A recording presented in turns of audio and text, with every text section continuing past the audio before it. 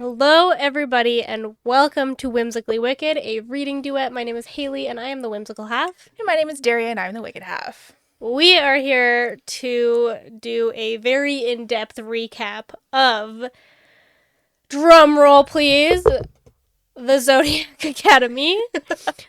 Which I just want to say for the record, we've talked about Zodiac Academy quite a bit, but Haylee came to me and she's like, so I read the first book. I applied very minimal pressure to this, Which if is any. Insane, because, originally this should have been over my dead body. Yes. This is this is not my book.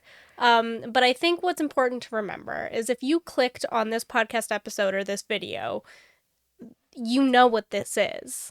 Or you have to have some peripheral. You've either read it or you've heard of it and chose not to read it, in which case this is the best place for you to be. Yeah. Because you don't have to read it. This is the Pretty Little Liars of fantasy books. Yeah, it's the reality TV, trashy teen romance of reality books. It's Except so for good. they made them 18 so that they could be even worse. Oh yeah, they like bunnies.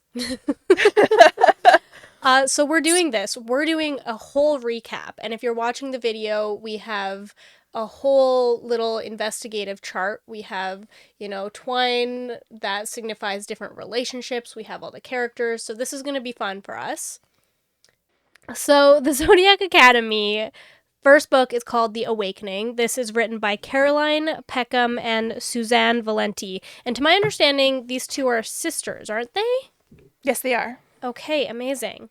Daria has every single book that's ever been written. There's 23 of these, dude. Yeah, so for the record, I own the core 9, the main books. I don't have any of the extras. They're all on Kindle Unlimited, so there's no pressure to buy these. Right. And then I own the Darthmore Penitentiary series and the Dark Fae series that all take place in the same universe. Right, because there's so many. Yeah. One day, I can't remember exactly why I picked this up. One day I was just bored, and because I'm reading such a heavy fantasy series, I just felt like I needed a little palate cleanse. And I was like, Daria really likes these. I guess we're going to pick these up now. Yeah, these are great. Yeah. These are great for a very specific reason, though. What is that reason? Trash. This is for the people who like Love Island, Love is Blind, Too Hot to Handle, but you want some fantasy in there. And this is the book for you. Yeah, this delivers. And there's nonstop of this. So we're going to go through a total recap. I'm going to read the Goodreads just summary so we know what we're getting into. And in case it wasn't clear with the total recap, this is all spoilers. Yes. There will be spoilers. You have spoilers start immediately. That's what we're here for. If you've never read it and you don't plan on reading it because it's trash, we're going to do this in a slightly shorter amount of time than it would take you to actually read it. Yeah. And if you are listening on a podcast like Spotify or Apple, there is an entire corkboard. This would be a fun one to do via YouTube, but I think we'll be able to describe things well enough for you to follow along via just listening. We're going to try. But if it seems weird, that's because we're pointing at a corkboard. Alrighty. You have been selected to attend Zodiac Academy, where your star sign defines your destiny. If you're one of the Fae, elemental magic is in your blood, and apparently it's in ours. As twins born in the month of Gemini, we're a rare breed, even in this academy of supernatural a-holes. Changelings were outlawed hundreds of years ago, but I guess our birth parents didn't get the memo, which means we are totally unprepared for the ruthless world of Fae.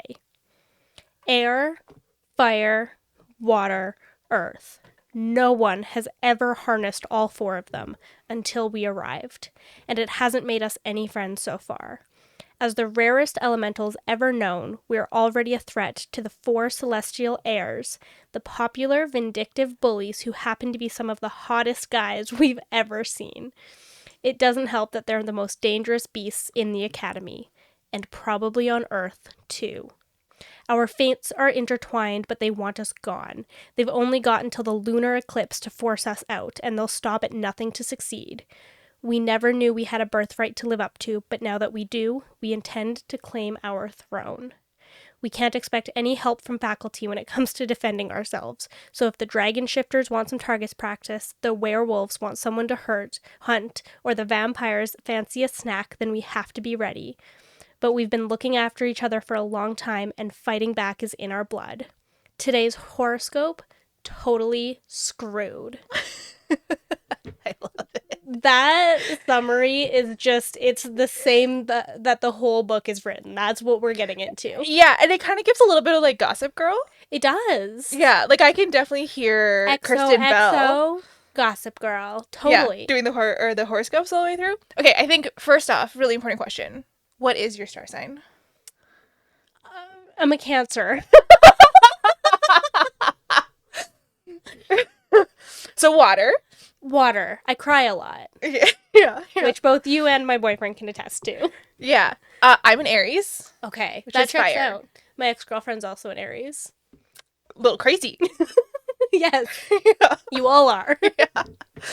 It's funny too because her other best friend, also an Aries, our birthdays are only 4 days apart. Yeah. And we are Very different than I am. Yeah.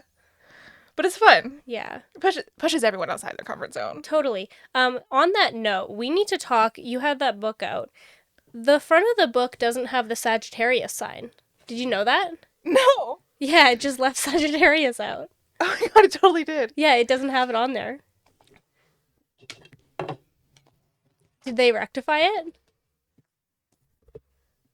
Oh, it switches whichever one's. Oh, okay. So the ZA is covering it. Oh. So it moved. Okay, so they just decided that was the one to be covered. Yeah. Interesting. Maybe there's subtext to that I'm not aware of. Well, I feel like there is. Not that I know well at all the signs, obviously, as we just witnessed. But there is a Sagittarius in the book who's a total a-hole, as they would call, and like is hated by everybody. Kylie. Oh yeah. And she's a Sagittarius, and there's no Sagittarius on the front. So I don't know. Kylie. All right. So I hope that I didn't miss too much detail. It's pretty difficult to imagine that I did because I went through and made a lot of notes. I've got source material here. So excited.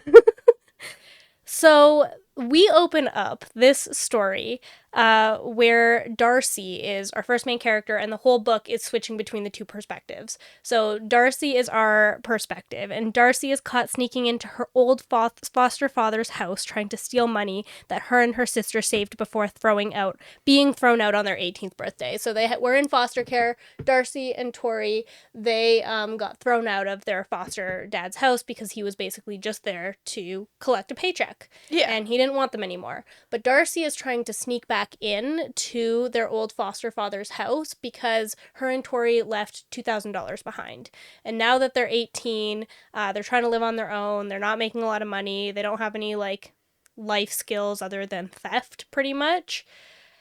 Yeah. They want their $2,000 back. So she goes in. But someone has tipped off the cops. So she hears sirens as she is trying to steal this money, and she starts to try and leave, but not before sticking her ex-foster father's toothbrush into the toilet and swirling it around. So she did that she, like, before. scrubbed the edges of it. Yeah. Yeah, she did that before. Diabolical. Yeah, so as she's trying to run away, a cop does grab her, but a forbidding male voice filled the air, which cut into me like a knife. That's the actual words.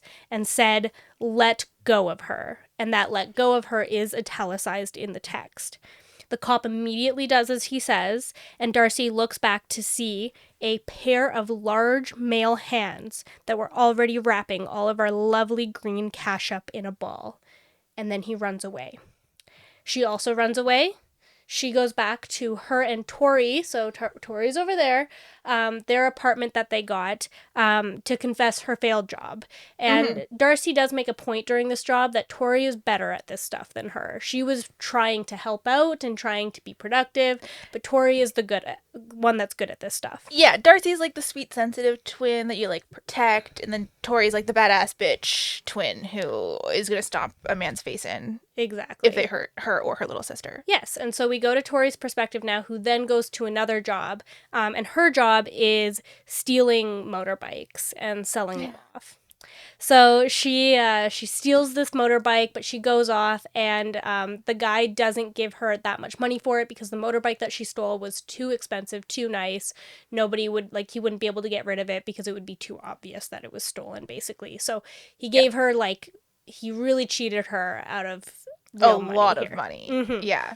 So she goes to the bar and she gets a free drink from her favorite bartender. After she gets her drink, she turns to leave, and then she finds her way blocked by a wall of muscular chest wrapped up in a crisp white t-shirt. He is described as tall, brown hair, pushed back in the kind of careless, I've spent ages making this look accidental way that guys with too much time and money on their hands often went for. 5 or 6 years older than Tori, mid-20s, and kind of hot in a straight-laced way, which really wasn't my bag. So Tori named him Mr. Expensive. I should add that Darcy, that forbidding male voice that she heard and looked back on, she named him Mr. Shoulders. Oh, yeah. So we have Mr. Shoulders and we have Mr. Expensive now. Yep. We don't know who they are. And so he tells her in italicized text again to take a seat with me, which she automatically obeys. Questioning. So after a few words exchanged between her and Mr. Expensive and the bartender, she attempts to leave, but he snatches her arm trying to pull her back. She says, "Back the fuck off," to him. She finally exits. She finds the least assholey guy outside to give her a ride home. He takes her home. He basically asks her for a number again. Apparently, Tori doesn't recognize this man. That's funny. But he's like, "Hey, remember that last time I asked for your number and you said no?" And she was like, "No, I don't remember that." And then he had to like remind her again. Yeah. Mm-hmm. And he was like, "What about this time?" Yeah, and his name is Matt, and he seemed somewhat nice, I guess as nice as you can be for being a random biker dude at the outside of a sketchy bar. Yeah, he's fine. Yeah, so she gives him her number, and says goodbye. You know, if a man drives you home twice, he's clearly not here to hurt you because he's had 2 opportunities at this point. So, like, why not give him your number? Exactly. It sounded like he was cute. And I just thought it was a really good and important thing to note that Tori loves motorcycles. It's mentioned many times. Yeah, they really drive that one home. Yeah, she loves that. So she heads back to her apartment, but as she does, she hears a deep voice. We didn't finish our chat. It was Mr. Expensive, who found her home and apartment. Creep also doesn't take no for an answer, which, I'm going to be honest with you, is a theme during this series. Yeah. It's also a cultural thing during this series, which is a whole other bag of worms. Yeah. That you clicked on this video, you know what you're watching. This is the Pretty Little Liars of the book community. And it's going to do a lot of things that Pretty Little Liars does.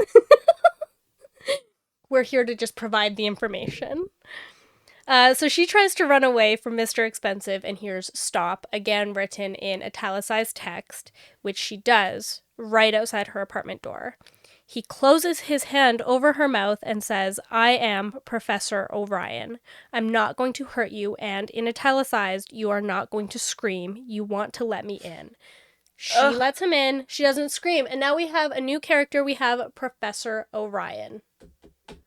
Our boy Lance. Yeah. And that is Mr. Expensive.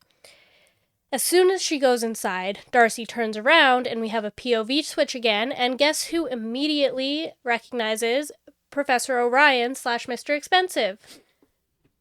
Darcy does, as Mr. Shoulders. Shocking turn of events. Nobody saw it coming. Wow.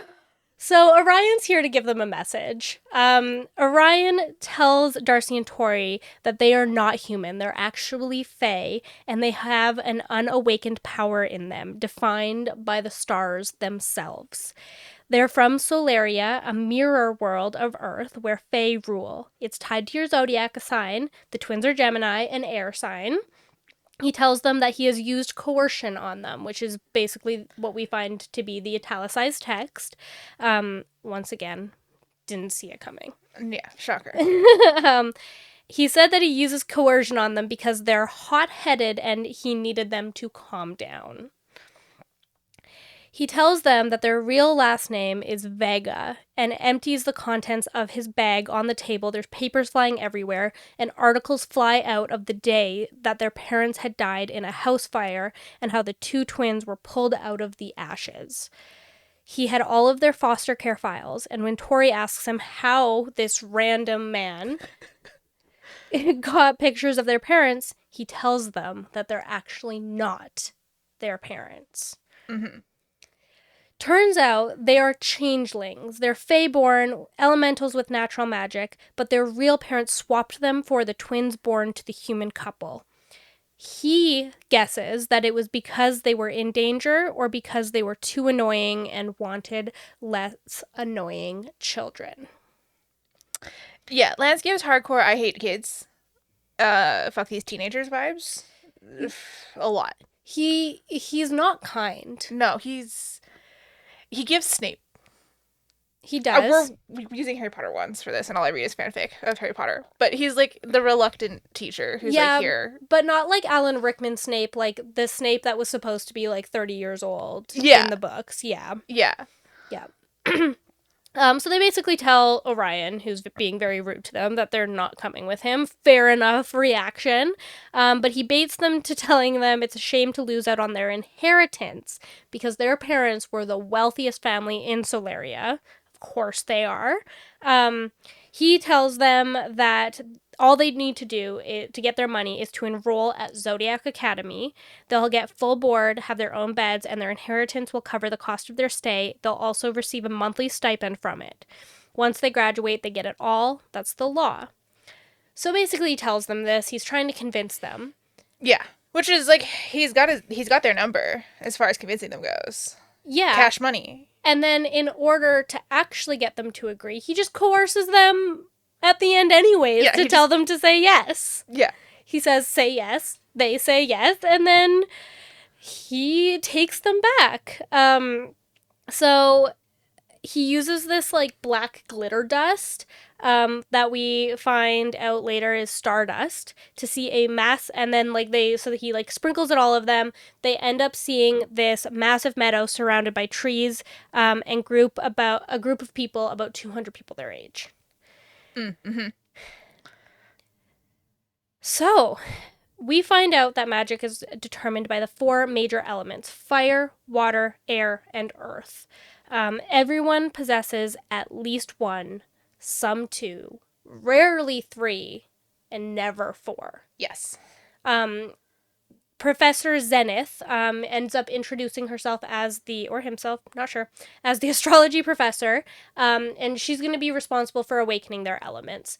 So each element kind of determines your house, right? Very similar to Hogwarts. You get your house. Classic Academy. It's the easiest way to get people into fights and shit. And cause tension is the house system. Yeah, and I respect it too, because it knows what it is. This is here for the drama. It's not here for any new magic system. We're just here for the trash.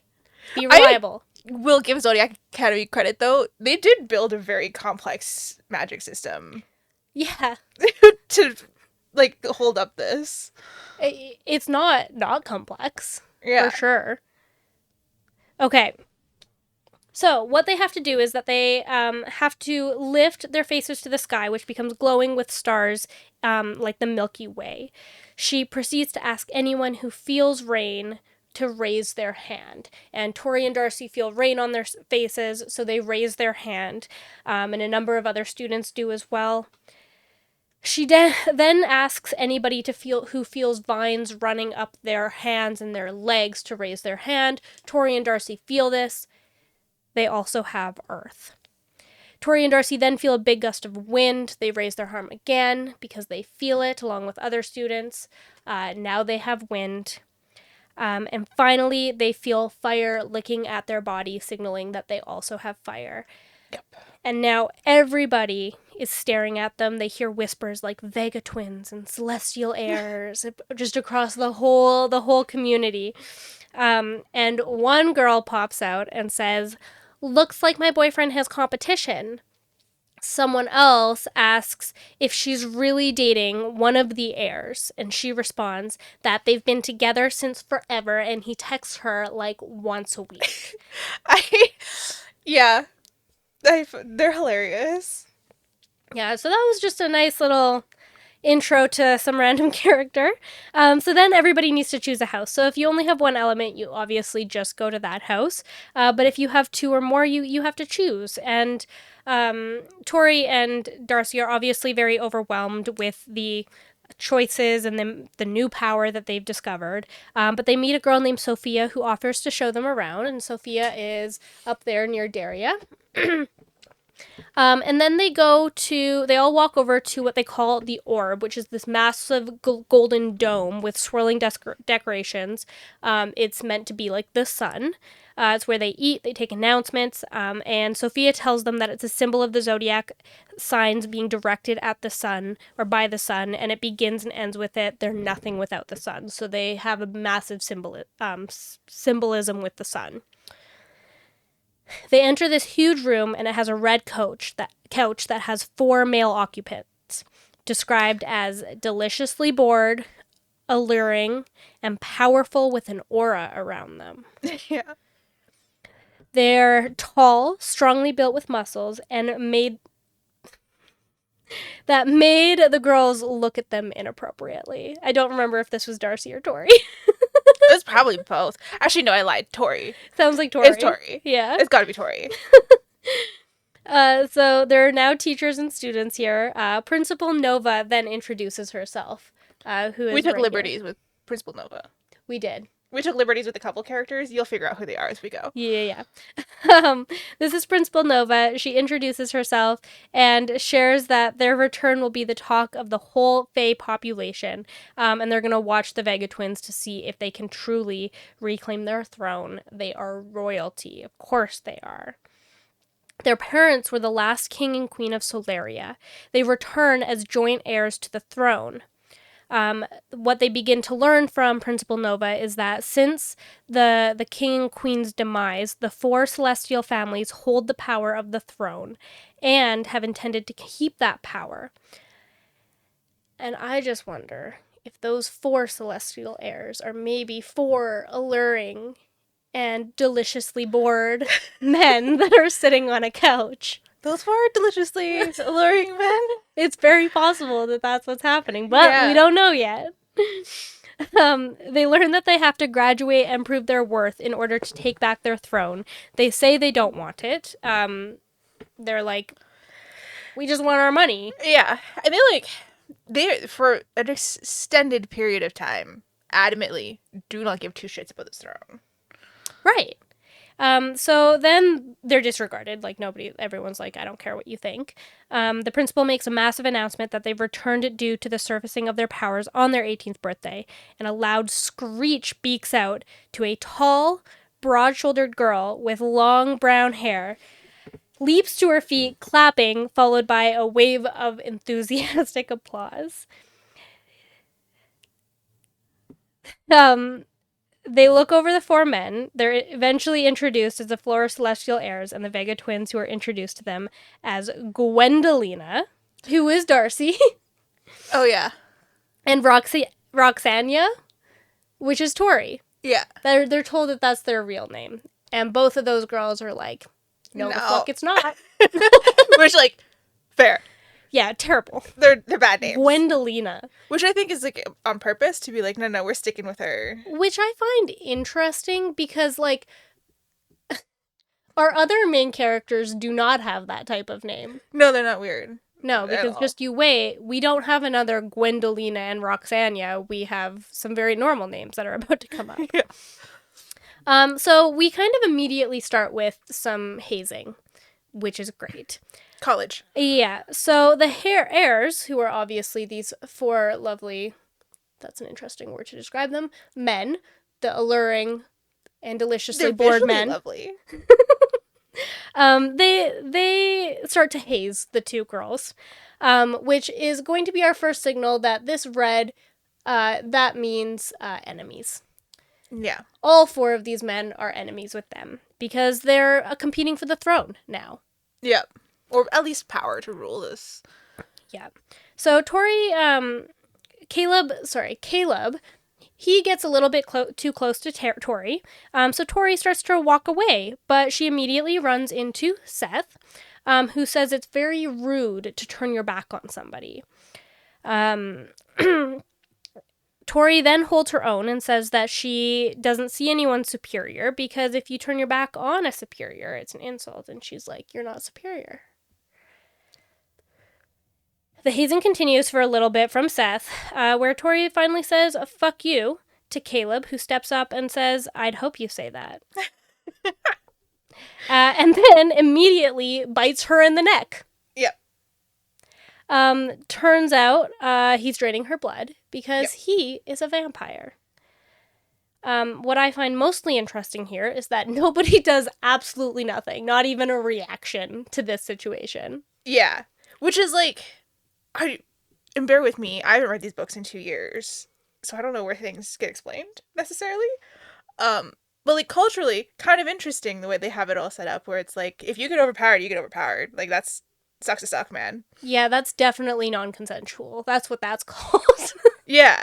It just like doesn't exist in this world. No, it does not. I agree with that statement. So Darcy, who is in Max's hold at this point, who does live in a culture where consent is important. Yep. She manages to get out of his hold, and some random power floods through her and sends him over the crowd and slams into the back wall. We go back to this brown-haired girl who just screeched a little while ago, who is apparently built like a Viking warrior, steps out with the rest of their apparent supporters, and immediately declares their allegiance to their queen. And she basically freaks out and says, oh my gosh, you're back. We're so excited to have you. We're so excited that you're back. We bow to you. We support you, XYZ. I believe we still don't have her name. Principal Nova interrupts this whole situation, tries to get them back on track. They have to choose houses. And who are the head of the houses? The heirs. Yeah. So Tori and Darcy now have to choose which one of these men they want to live with. They want to live with. Kylie, who is our first supporting character, second supporting character, she is dating Seth, her boyfriend. That is the man who texts her almost every other week. Yep. And she steps up and she's going to choose heir with her boyfriend. And the two Vega twins, they both want to choose heir because I believe, is it Seth? Seth is heir, is heir. And they found that he was probably the least awful, which was a choice among first glance, I guess. But they're told that they can't choose the same house. They're encouraged. The four houses are encouraged to be in healthy competition, and having two people with all four elements would just be so unfair. So they have to choose different houses. So Darcy ends up taking heir because Seth seems the least terrible. And then Seth, who walks over, or Darcy walks over to Seth. Seth hugs her and says, welcome to the tribe, babe. She then tries to pull away. Kylie then steps in and says, just so you know, my bae is in charge. Yeah. And Darcy is now part of heir. Tori chooses fire. Darius is our head of fire. He looks like he's about to kill everybody. He's just like he's a broody glaring. Asshole. Yeah, he's the broody man. As they're walking out, Max, who is water, he's waterboarding his new recruits. Yeah. Yeah. And so then we get to initiation. We're going to start with Darcy's initiation. She gets taken to the heir house, and they find a cliff top where waves are sounding below. There's this huge tower stretched above them with gray bricks, vertical windows built into the walls, and a rotating wooden turbine at the top, with a black iron arching doorway. The air symbol was atop it. And he explains that you have to conjure wind or air towards the symbol to get into the house. He's going to do it for them the first time, but after this, they have to learn how to use their magic.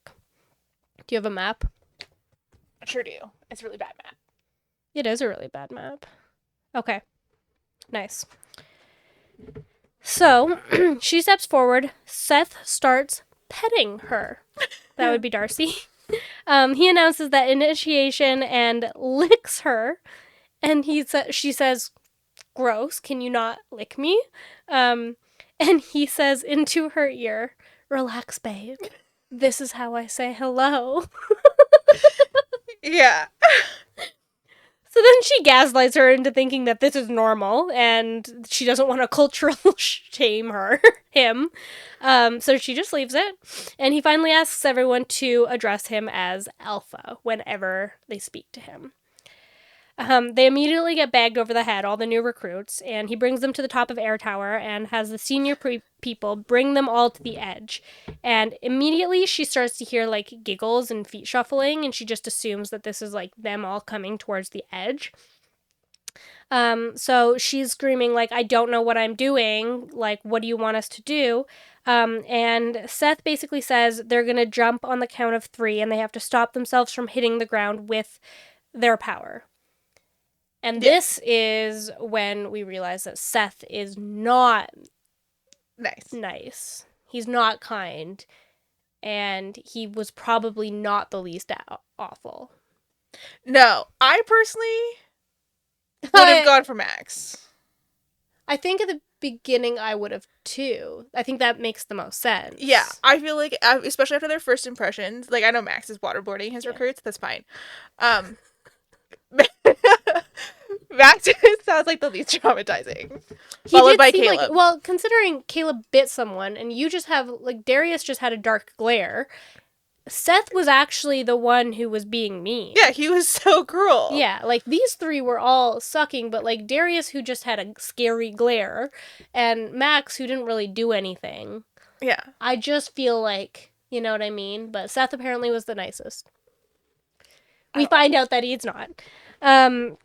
So she, on the count of 3, decides, well, you know what? I would rather kill myself than somebody else do it. So she jumps, and she hits the floor about a foot down from the thing she was jumping off. Someone rips off her bag, and she realizes that she jumped off a 1-foot step. And all of the freshmen had been pulled aside to watch her do it.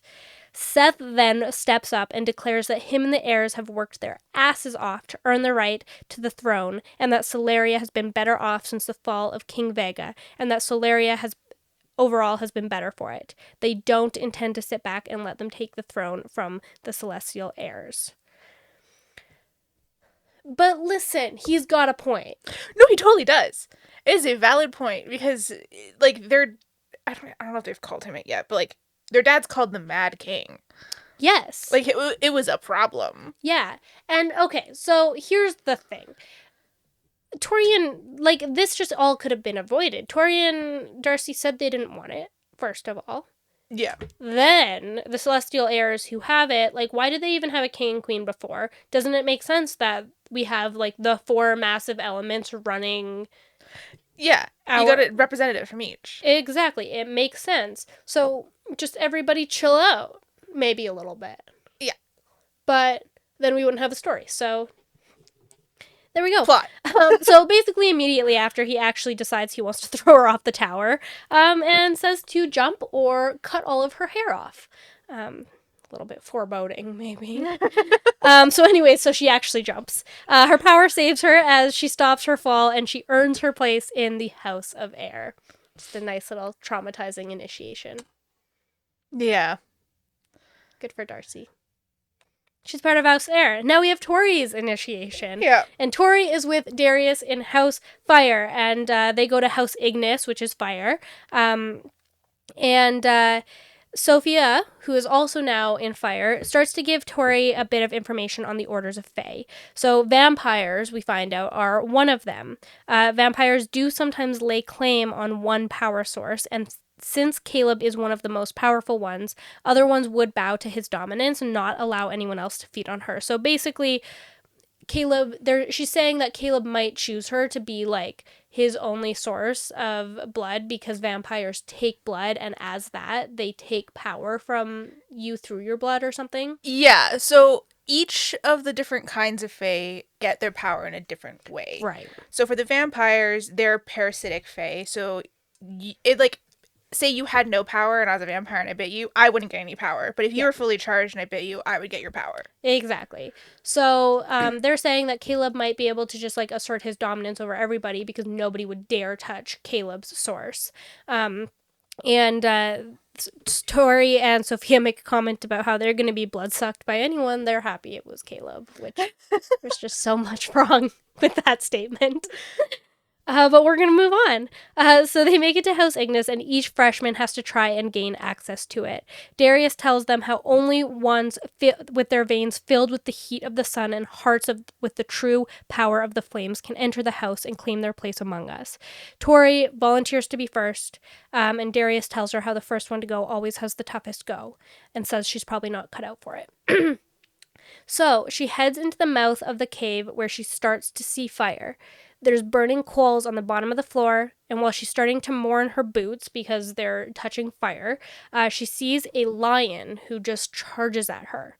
So she runs. Her boots continue to burn off. She keeps going. She follows the light that keeps getting further and further away until she faintly hears, like, laughter that she just kind of passes off as nothing. She's just paranoid. So she finally comes to this room. There's 3 figures that are on fire and a bunch of weapons that she ends up using to fight these little fire statues. And somehow eventually figures out how to squirt water from her hands, and she puts one of them out, and then she gets past them. And she finally goes into this room, and Darius is there. And he tells her that she has a final challenge. She's going to have to leave everything from the mortal world behind before she can become one of them. There's a fire that she needs to step through, and that fire is going to burn everything away from her mortal past. But her skin will remain unscathed. She steps through the fire, and she's like, I'm ready to leave it all behind. Yeah, new life, new me. And she gets out of it, and it turns out he meant that very literally. She is ass naked in front of everybody. Yep.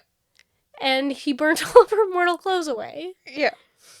So basically, we also find out that Darius also sucks a lot. Of their 2 initiations, I feel like Darcy's stuck with me more. Like, I remember the burning the clothes off part, but everything leading up to that, I was like, that's valid. Well, it was just like, it was very physical. Yeah, it was like it was an initiation. Yeah. Whereas Darcy's was just pure psychological torture. It was the whole way through. Humiliating. Yeah, so I feel like Darcy's was worse in my opinion. Yeah, and I mean, like, we're understanding that Tori is a very attractive woman, and very confident. Yeah, like, she's gonna walk out of that naked and be like, all right. Yeah, by the sounds of it, you know what I mean? But anyway, she goes to her room crying. So that didn't actually happen. Yeah. But that's the start of the world so far. What do you think of this world? I think for what they were doing, which was hot trash, and I mean hot trash in the most loving, supportive way. I love this shit. Dude, I've rewatched Pretty Little Liars. I couldn't tell you how many times. So many times. Yeah. And I feel like that's kind of what makes this all okay, is just like... Yeah. There's so much drama.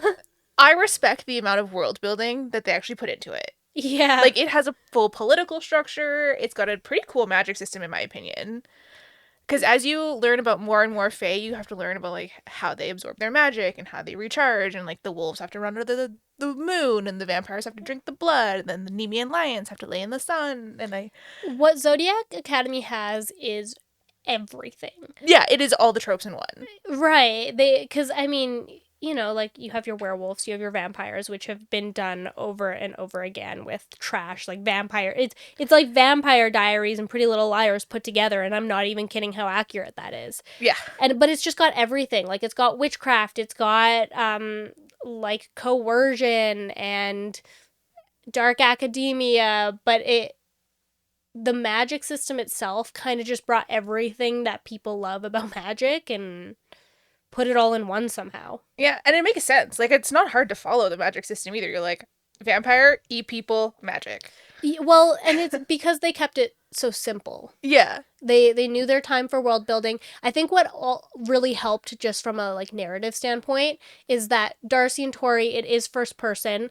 They were brand new to it, so it was really easy to input explanative world building because people needed to tell them how it worked. The Therefore other telling thing us. that makes Academy, I think one of my favorites too, is like, you can explain everything in class. Yeah. It's year 1. You're getting year 1 history class. Congrats. Yeah. Here's how our entire political system works and our history. Yeah. So now Darcy and Tori are at the school, and we finally get Geraldine's name. Jerry! Her name is Jerry, and she is the head of the Almighty Sovereign Society, Yeah. also known as ASS or AS.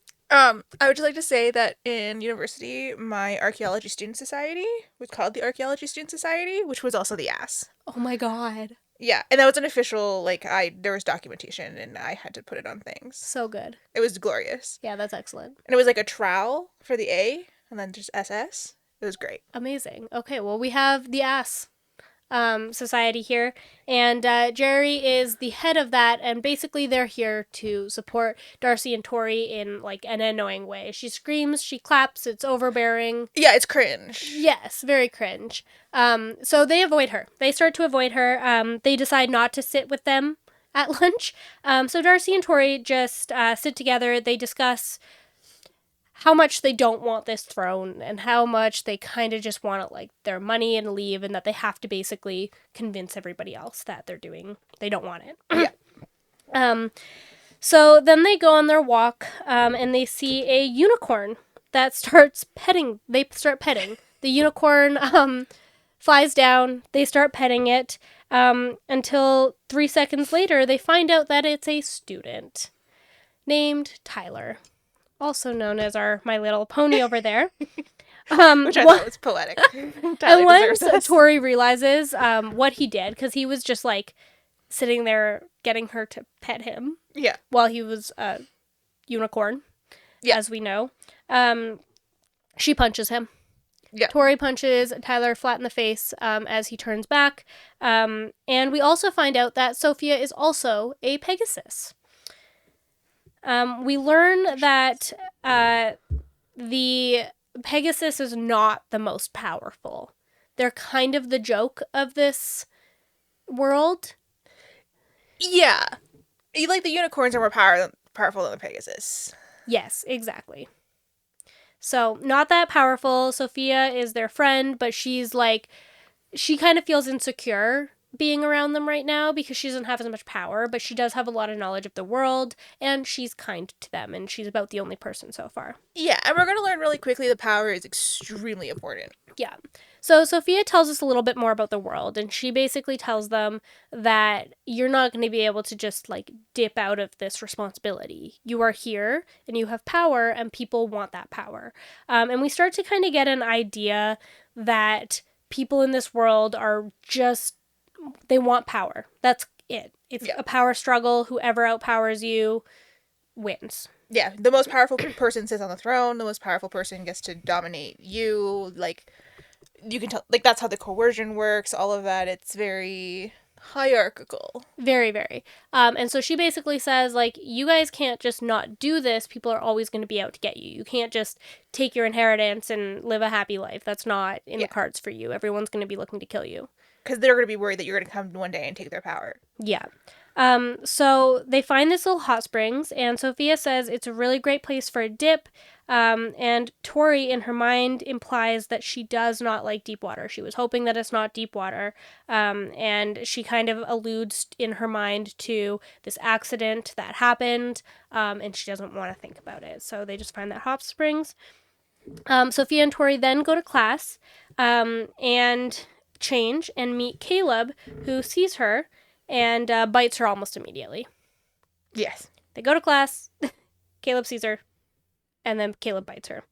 And he officially claims Tori as his source. Yes. So nobody else in this school is allowed to bite Tori. No other vampires. During class, Tori figures out actually how to use fire, but she can't really control all of her power. And she also makes a comment that she doesn't feel very drained after Caleb bites her. Yes. And so That's something. it's something because, like, Caleb took power from her. You would think that she would be exhausted. Yeah. We also know that they're very powerful, though. Yes. Yeah. So Tori is, like, trying to get a handle on her power. Darius and Caleb are actually on their own and they're fighting. So we get a first view at, like, Darius and Caleb's power. Darius beats Caleb in their little fight, but it's, like, in a shady way. Like, he kind of cheated a little bit with his power. And then the Professor Pyro nominates Darius as Tori's liaison. So she's forcing Tori to be tutored, basically, by Darius, someone who hates her. Yeah. And basically because Professor Pyro can't contain Tori's magic. Like, she's not strong enough and she gets so drained. So a professor can't do it and they need somebody else. That's stronger. Yeah, exactly. So then we start with the texts. Oh, yeah. Darcy is in the air tower.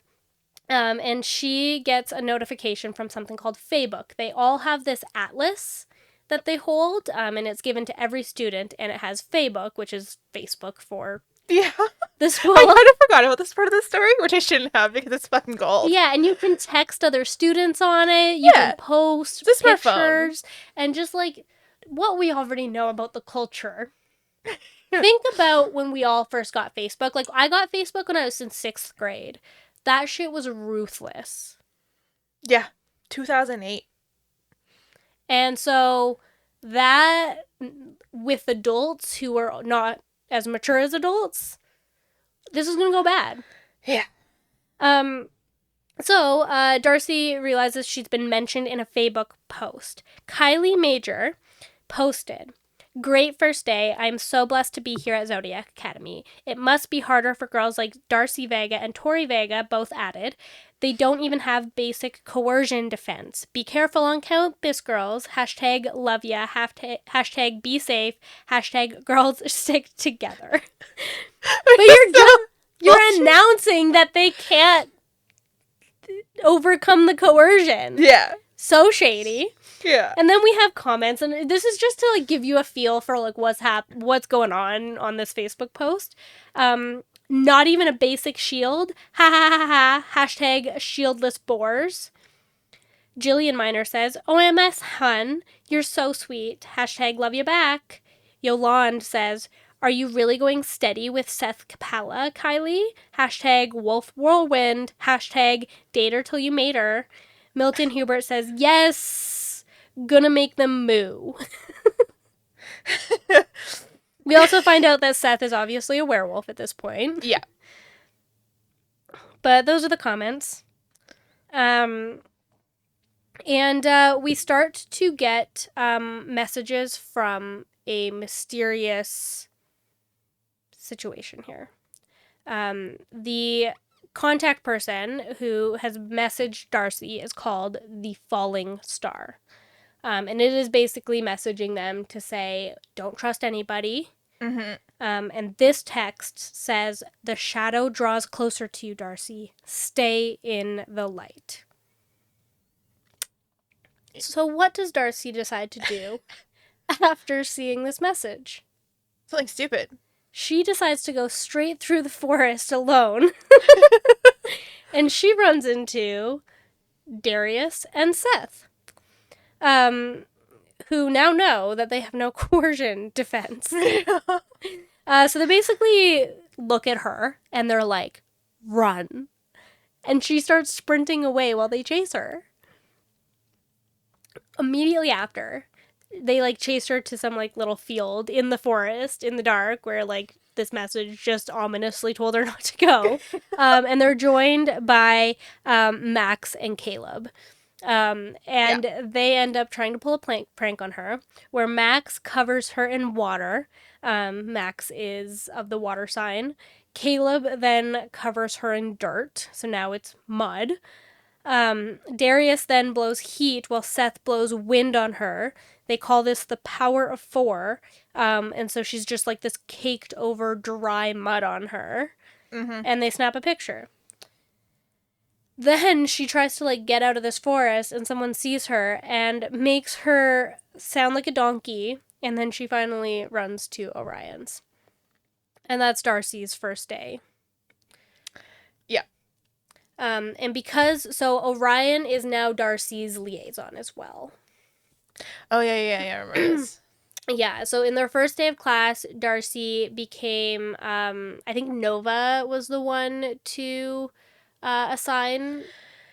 Yeah, because that one was a little different. Before all of this happened, Seth gave Darcy her room number and threatens her by saying that she could leave and all of that stuff. So this is right after her initiation. And he says, "You've survived day 1 in hell. Each day after this will be worse." And as she's going into her room, he says, "You owe me your hair." Ominous. Darcy also gets her first horoscope. Darcy receives, "The stars have spoken about your day. You've recently been through a transformative change, but now that the dust has settled, you're feeling strangely at home in your new landscape. The clouds are parting, and you can almost see the sun shining back at you, but don't be too hasty. Mars is still casting a shadow over your movements this month, and it looks like it's here to stay for a while yet. Between a Libra and an Aquarius, your day may become very challenging, but if you call upon your Gemini instincts, you'll find a way to rise above the trials thrown your way." So that basically happens. We then also meet Diego on the first day. Diego's up there. He's a Spanglish student who... Diego is a very stereotypical Spanglish student. Yeah. He says chica a lot. Yeah. Our authors are not North American. No, they are not. Yeah. So, anyways, that's Diego. And Max also posts on Facebook at this point a big welcome to Darcy and Tori. Let's call him Dory to make it easier. "I'm so glad the Vega twins showed up just in time to try and challenge us for the throne of Solaria, because I've been dying to try out my latest elemental combo attacks on someone," which ends up being the power of 4. Hashtag water guns, hashtag wetter is better. And Marguerite comments, "PMSL, no idea what that means. Hashtag shower power, hashtag splash and dash. Milton says, "Haha, yeah, get 'em wet." And that's pretty much it. We then go to class, and Professor Orion shows up a little bit late. Yeah. This becomes a bit of a trend. And he writes on the chalkboard, "You do not have a place at Zodiac Academy." We should have it next time around. We will have inspirational quotes from Ryan. We should. On the board. "You do not have a place at Zodiac Academy." And Orion explains that they have a midterm assessment, and that will determine whether or not each person continues at Zodiac. They call it the Reckoning because it will decide the fate of your entire lives. Zodiac Academy is the most prestigious school in Solaria, and we will not waste time on anyone who can't prove their worth. If you fail it, you're out. Back to whatever crevice of this world or any other world," he gave Tori and I a hard look, "you came from. Is that clear?" They also give us a list of all of the orders of the Fae, which are quite a few of them. We then, we go through Werewolf, Dragon, Medusa, Cyclops, Pegasus, Hydra, all of these things. We find out that Orion is a vampire, and while consent seems to be fairly non-mandatory in this, Diego does come out to share one standard they go by, and that is a big no-no on professor-student relationships. Yeah, they make a very clear point of being like, that's not allowed. Yeah, and then Orion answers that by taking Diego's arm and biting into it. Yep. And then Kylie talks about how hot Orion is. So, which he is. For the record. Okay, so after class, Orion basically tells Professor Nova that the twins are behind, and Professor Nova says, well, you can liaison then. So they're each going to have liaisons for tuition once a week. Orion picks Darcy, and then Tori ends up after that with Darius. Poor Tori. Yeah, right? So Darcy, now covered in mud, has finally shown up at Orion's office, who, once again, Orion is late. So Orion, with his magic, gets mud off of her and slams her on the door. After she goes and asks him not to bite her, he asks if she could stop him, and she basically says no, but she's asking him not to, and to respect that. So he starts to walk away, right before he slams her back on the wall and bites her. Yeah. Yeah, culturally, you can't stop it, you can't stop it. Yeah. So what he says is, everything in Solaria is about power, Miss Vega. Don't forget that. Everyone takes what they want. It's our way. And if you don't start taking it yourself, you're going to fail at this academy before you even attempt to pass the reckoning. So after that, now we actually have a lesson for Darcy. She learns a lot about world building. We learn that the strength of each particular element is defined by insecting lines on your palm. So what I do want to point out is that as he works across her palm, the brush of his rough fingers and the repetitive movements were making me heady, and I tried to focus on anything else in the room besides his touch. Orion eventually released me, and a breath of relief passed my lips. What a relief! What a relief that he's not touching you anymore. I really felt that. But finally, he had 4 numbers underlined at the bottom of a page, 7, 8, 9, and 10, and those were her power rankings. 10 is the strongest that you can be in any element. So to put it in perspective, even a 7 is considered high, and that is their lowest one. So Darcy's weakest element is fire.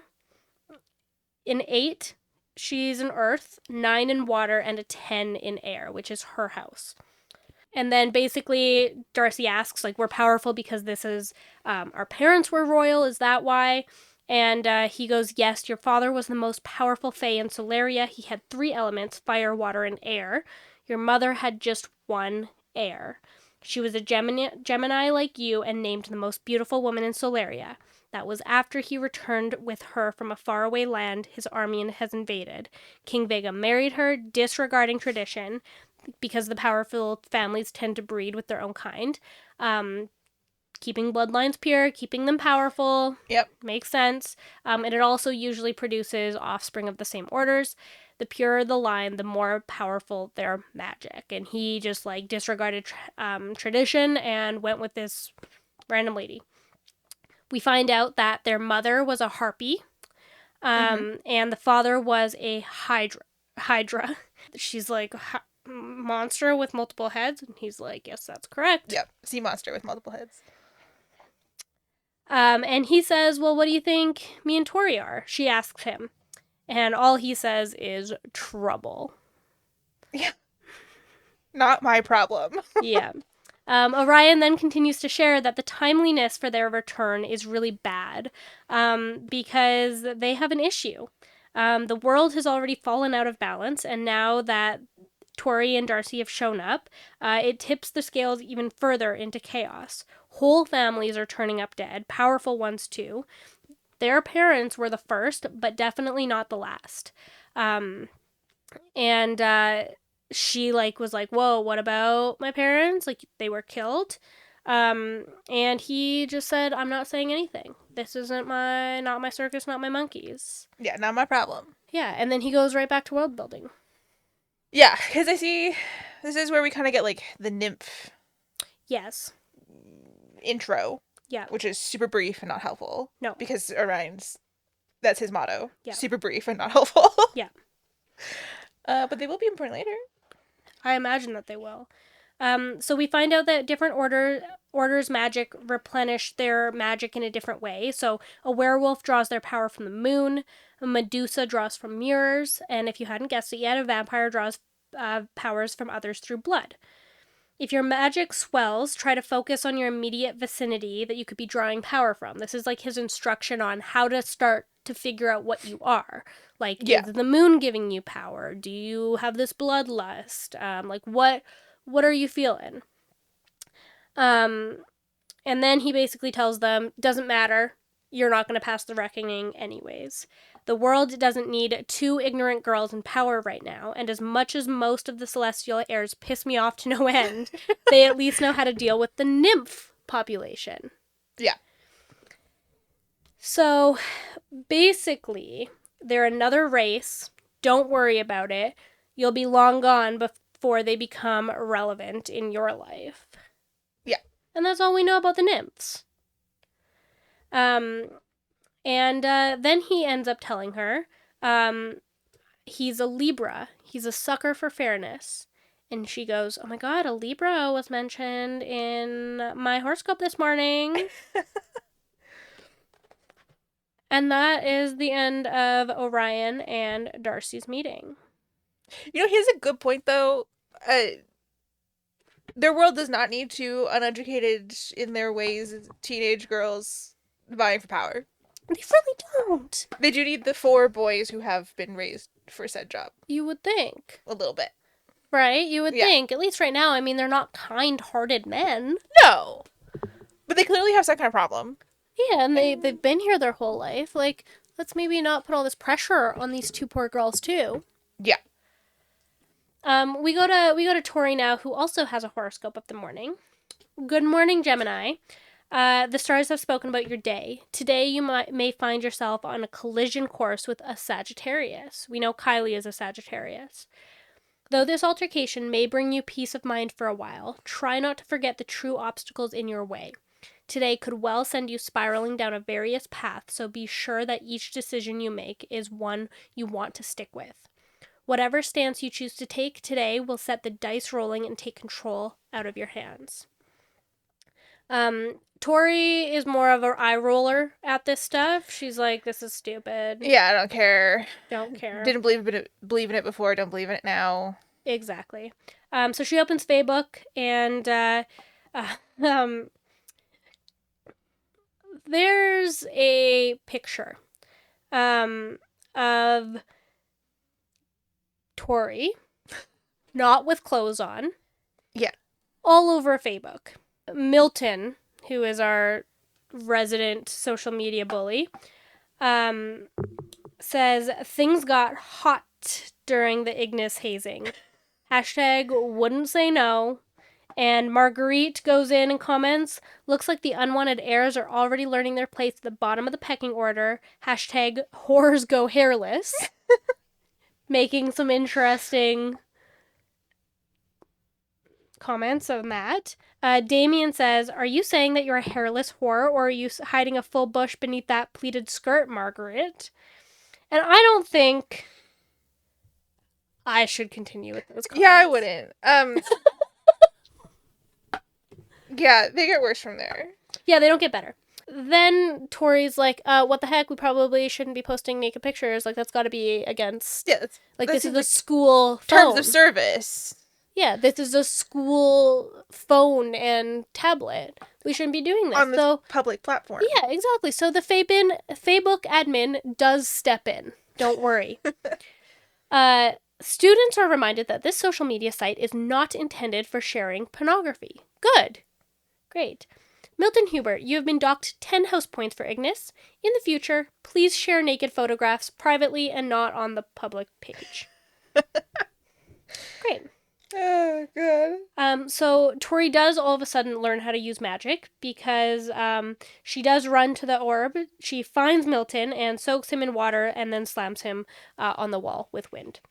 Because screw that. Yeah. And then she ties him in vines. And she's getting the hang of the culture. Exactly. So she's like, hey, screw you. If the teachers aren't going to do anything about it, I will. She figures out how to use her magic to put him in his place, which I respect. Yeah, as she should. Yeah. We do actually get one more character, and I don't think we have her up on here right now, but we have Marguerite who steps in, who has been commenting all over their Facebook posts. And she starts being mean to her. So Tori and Marguerite start arguing. Before Marguerite really digs into Tori, Darius makes Marguerite stop. Darius is clearly enjoying seeing Tori mad. Obviously now he has a naked photo of her. And we find out that Darius and Marguerite are dating. Yeah, I forgot about Marguerite. Me too. To be honest. Yeah, me too. I just read this book. So basically, Darius has naked pictures of another girl. Yeah. Who Marguerite's getting mad at. Yeah. And you would think that Marguerite might be like, hey, Darius, you shouldn't have those naked pictures of another girl on your phone. And Tori's like, nah, keep them. If you're that desperate for material to jerk off to, then be my guest. Yeah, I look great. And Marguerite says, as if he'd be turned on by you. And Darius scowled, clearly irritated about the situation. And she says to Marguerite, don't worry, it's not your fault that he needs him to get his motor going. And then says some other things that I shouldn't say on this platform. And Darius presses his lips into a thin line, and Tori leaves. She's like, I can't be here anymore. This is ridiculous. So then, she notices Geraldine, who's the ass girl. Geraldine introduces herself and tells Tori that she's so delighted to meet you, Queen Roxania. And she asks, like, hey, don't call me Roxania. And that doesn't get listened to. Not even a little bit. Yeah, and then Caleb comes to say hi to Tori and hopes that Tori didn't forget about Caleb. In the 24 hours since the last time they see each other. She says, let me guess, the leech is here for breakfast, too. And he just says tempting, but he's still full from yesterday. And he kind of just says, like, I just didn't want you to think that I had forgotten about you. And then walks away. They've continued to have, lunch. It's fine. And now we go to our first water class after lunch. Professor Wash, he steps up to Tori and says, hey, are you a little worried about class today? And she goes, I am actually a little bit. And he goes, well, how are you girls settling in? I hear the other heirs have been giving you a bit of a hard time. And the girls were so surprised to hear one of the teachers acknowledge the awful behavior of the other students, and didn't know how to respond. And so Darcy says, they're horrible. It's so much to take in. We've been ripped out of the life we've known, and we're struggling to figure this place out and fit in. On top of that, we have to deal with the four of them, the heirs. And Professor Washer pulls us both into a hug and says, they're there. We continue for a little bit, and then they see Max just looking over at them with this amused smile. And Professor Washer just taps them on the shoulders and says, thanks for that, girls. Anytime you need a shoulder to cry on, you can come my way. And we find out that Professor Washer is a siren feeding off of their emotions and was not even a little bit sympathetic to the situation. He just wanted some tasty emotions. Yeah, and I don't know why, but Professor Washer just gave me Ace Ventura vibes. And so I have an Ace Ventura picture up here. Total creep. Yeah, no, his description is creepy. Everything to do with him is creepy. Yeah. It doesn't get better. No, he makes them all wear, like, really revealing Speedos for their water class. Yeah. Well, no, Washer... No, it doesn't get better. It just keeps going. Yeah. But Max does give us some more lore. He says that the professor is a siren like him. So Max is a siren. They draw energy from our hosts by feeding on their emotions. So I wouldn't go feeling all mushy over him caring about you. He just drained a shitload of your power while you cried your little eyes out for them. And so we find out any emotional due, it doesn't matter what kind. So then they continue to do this. They're not able to navigate a waterfall as for like a class. So they minus 5 points for Ignis and Air, who fail to do so because Darcy and Tori don't know how to use their magic. And then he says, although those transparent shirts will give the class a thing or two to look at. That was Washer. It was Washer, not Max. Sure was Washer. Yeah, Max is a little less. Well, he's pretty slutty, but, like, not that kind of slutty. No. And Professor Washer is a creepy teacher. Yeah, Professor Washer is the definition of sexual harassment. Yeah. Okay, we go back to Darcy. She gets another horoscope basically being like, be wary of those close to her. Even the friendliest dogs can bite. So we get another ominous conversation. I think we're on like Tuesday or Wednesday at this point. And we have in the Air common room, there's something being broadcasted. And we learn about the nymphs that Orion mentioned. The body was just discovered by a student at Zodiac Academy whose name is being kept anonymous. Just this morning, the head of the Fae Investigation Bureau, the FIB, has confirmed that the culprit of the murder was a nymph who is currently still at large. So we have a nymph murdering. Still don't know what that is. We still don't know what it is. And Darcy ends up asking Seth what a nymph is.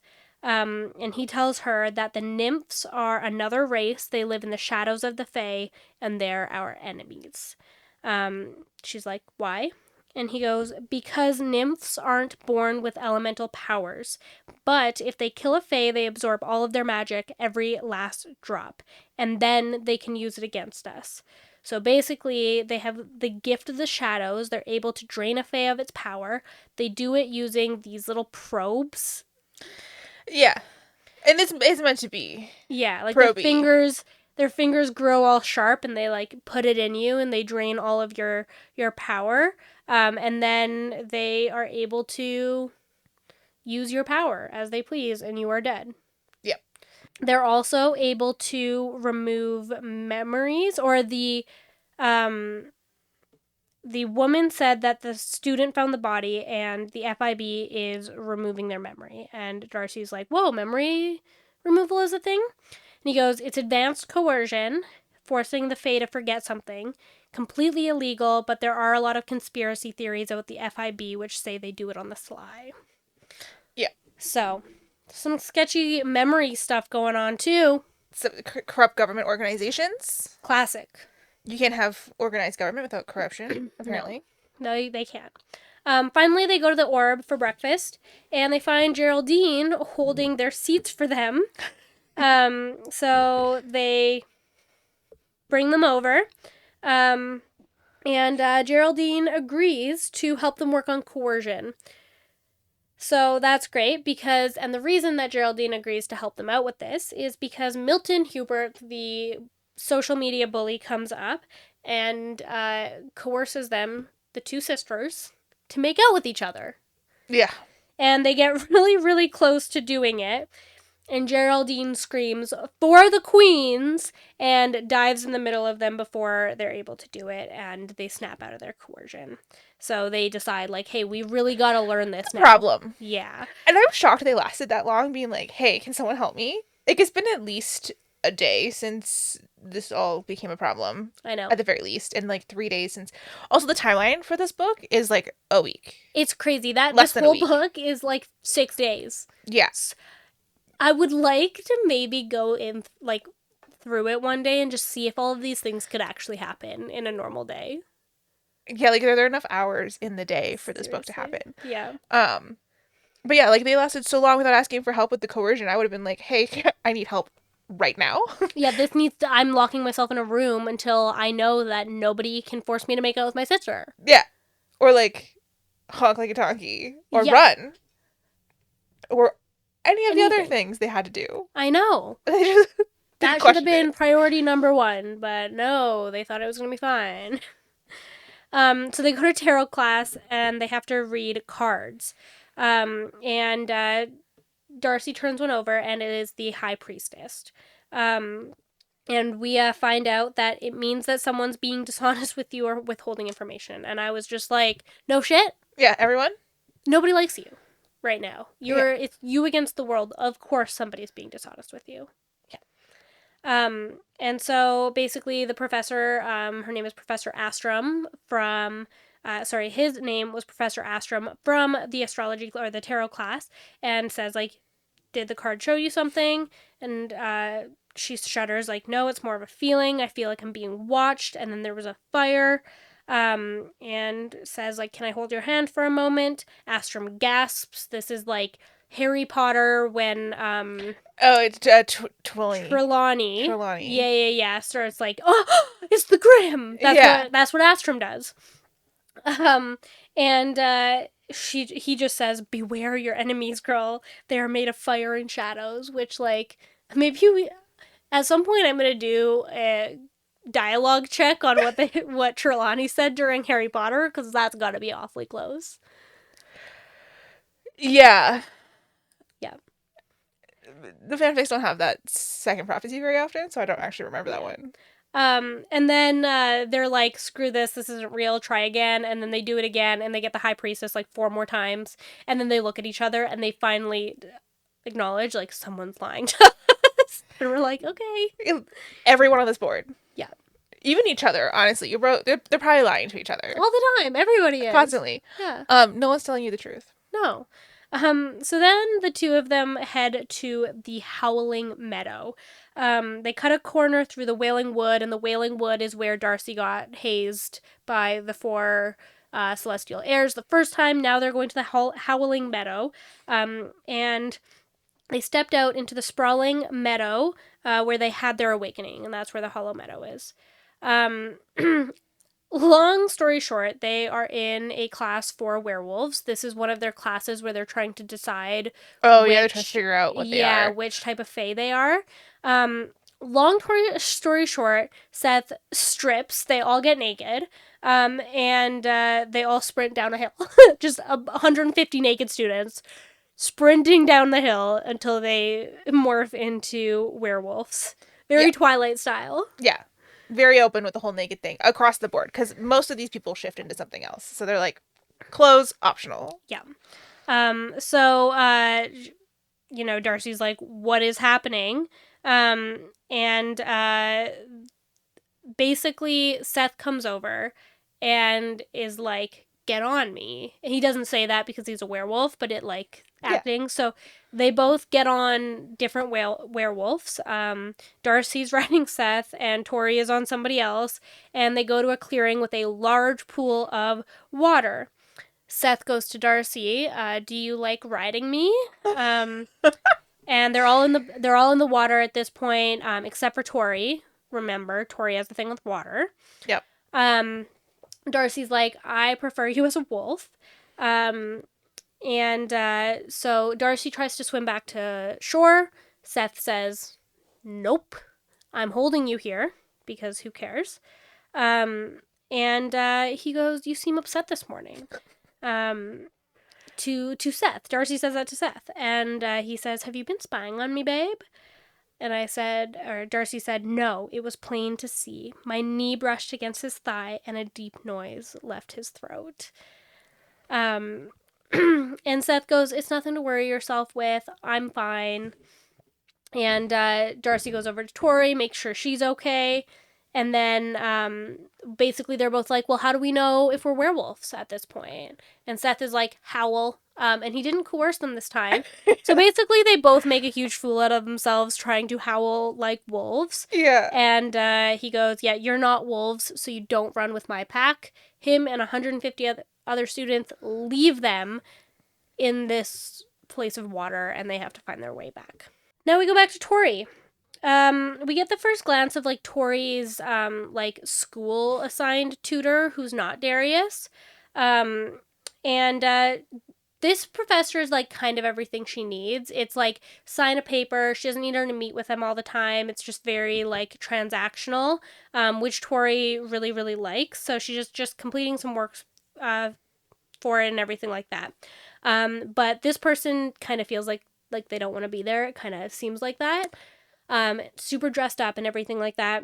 So Tori, like, she's like, oh, you're going on a date. and you want to leave. So she's like, I hope you make him work for it. And she goes, don't worry, I always do. And that was kind of their little liaison meeting. Very chill. So Tori leaves her meeting and is trying to figure out like what to do with the rest of her evening that she didn't think that she was going to have. So she goes outskirts of the Wailing Wood because both of these girls just think like the forest is where they should be. There's no danger in the weird dark woods. Yeah. Called the Wailing Woods. Exactly. Like with nobody likes me here at the school. Everybody wants me dead. Everyone wants my power. I should be by myself. I don't know anything about this magic system. I have no defenses against coercion still. And no clue how to use your magic. The forest? The forest is where you should go. Let's go. I've never read a book in my entire life. Honestly, it's Tori. She probably hasn't. So true. If it's Darcy, there might be like a small chance, but Tori has not read a book. So she basically walks through the trees, and what does she find? She hears laughter. She immediately recognizes.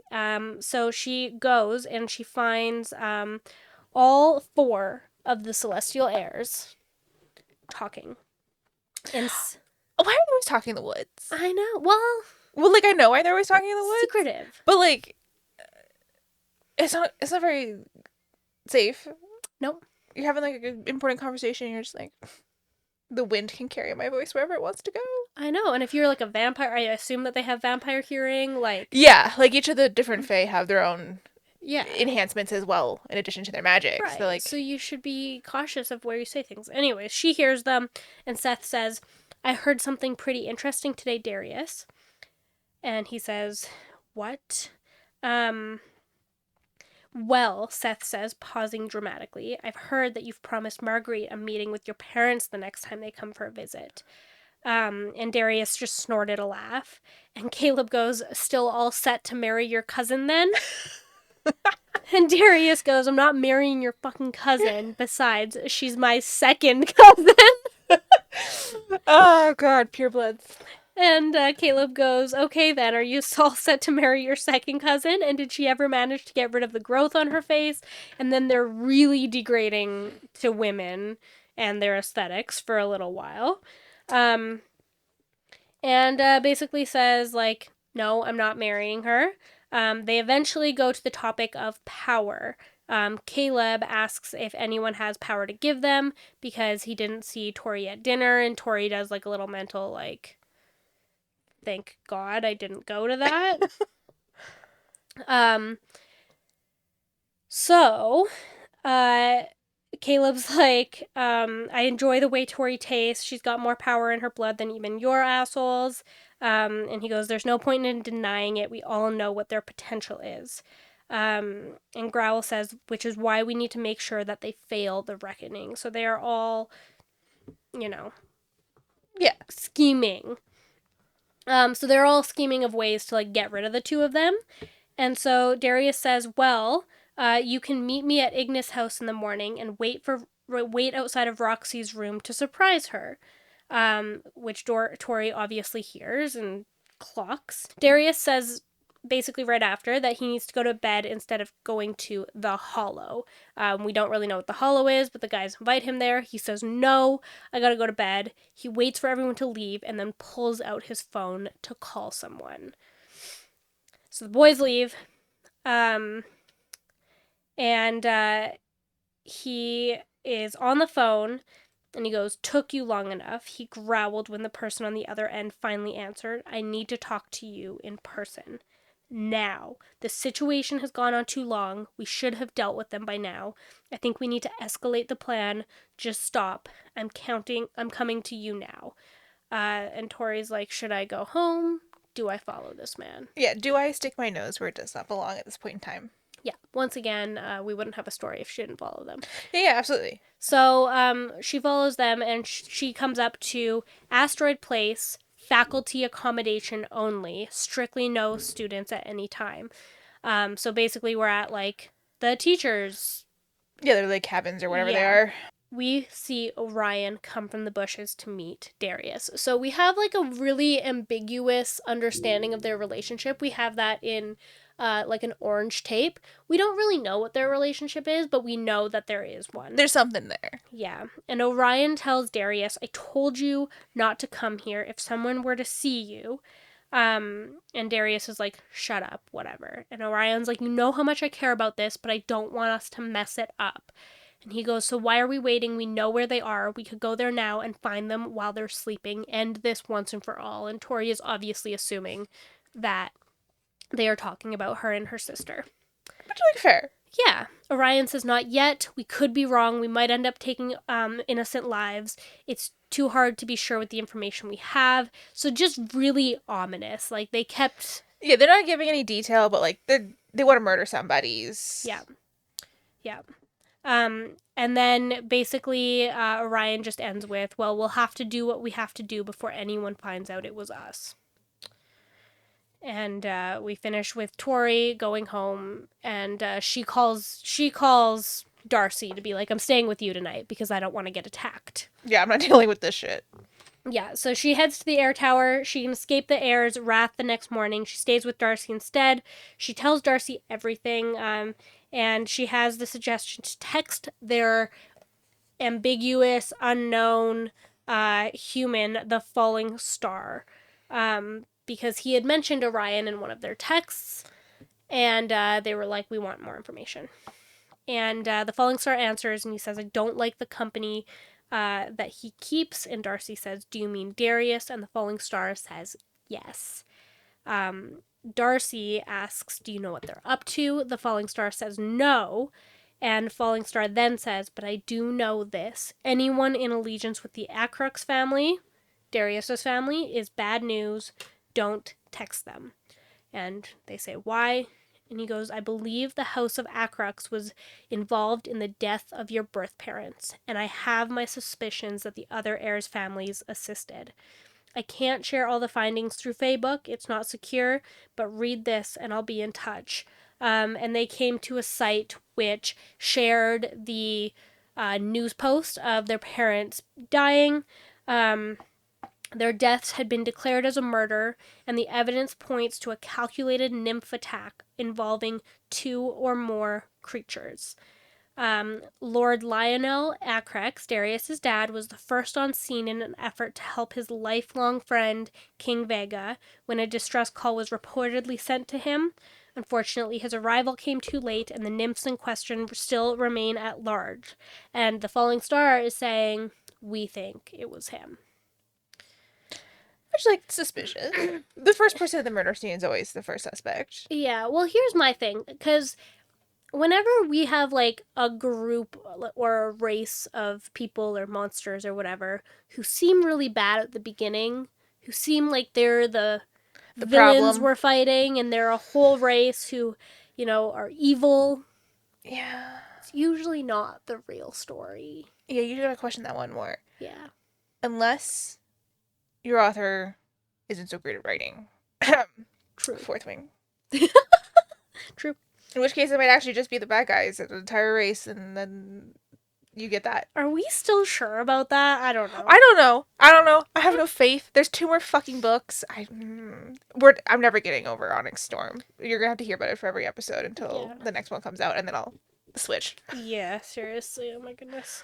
Okay, so then we go to where everybody is like telling them they're going to their magic class with Orion. Everybody is telling them before Orion shows up because he is once again late.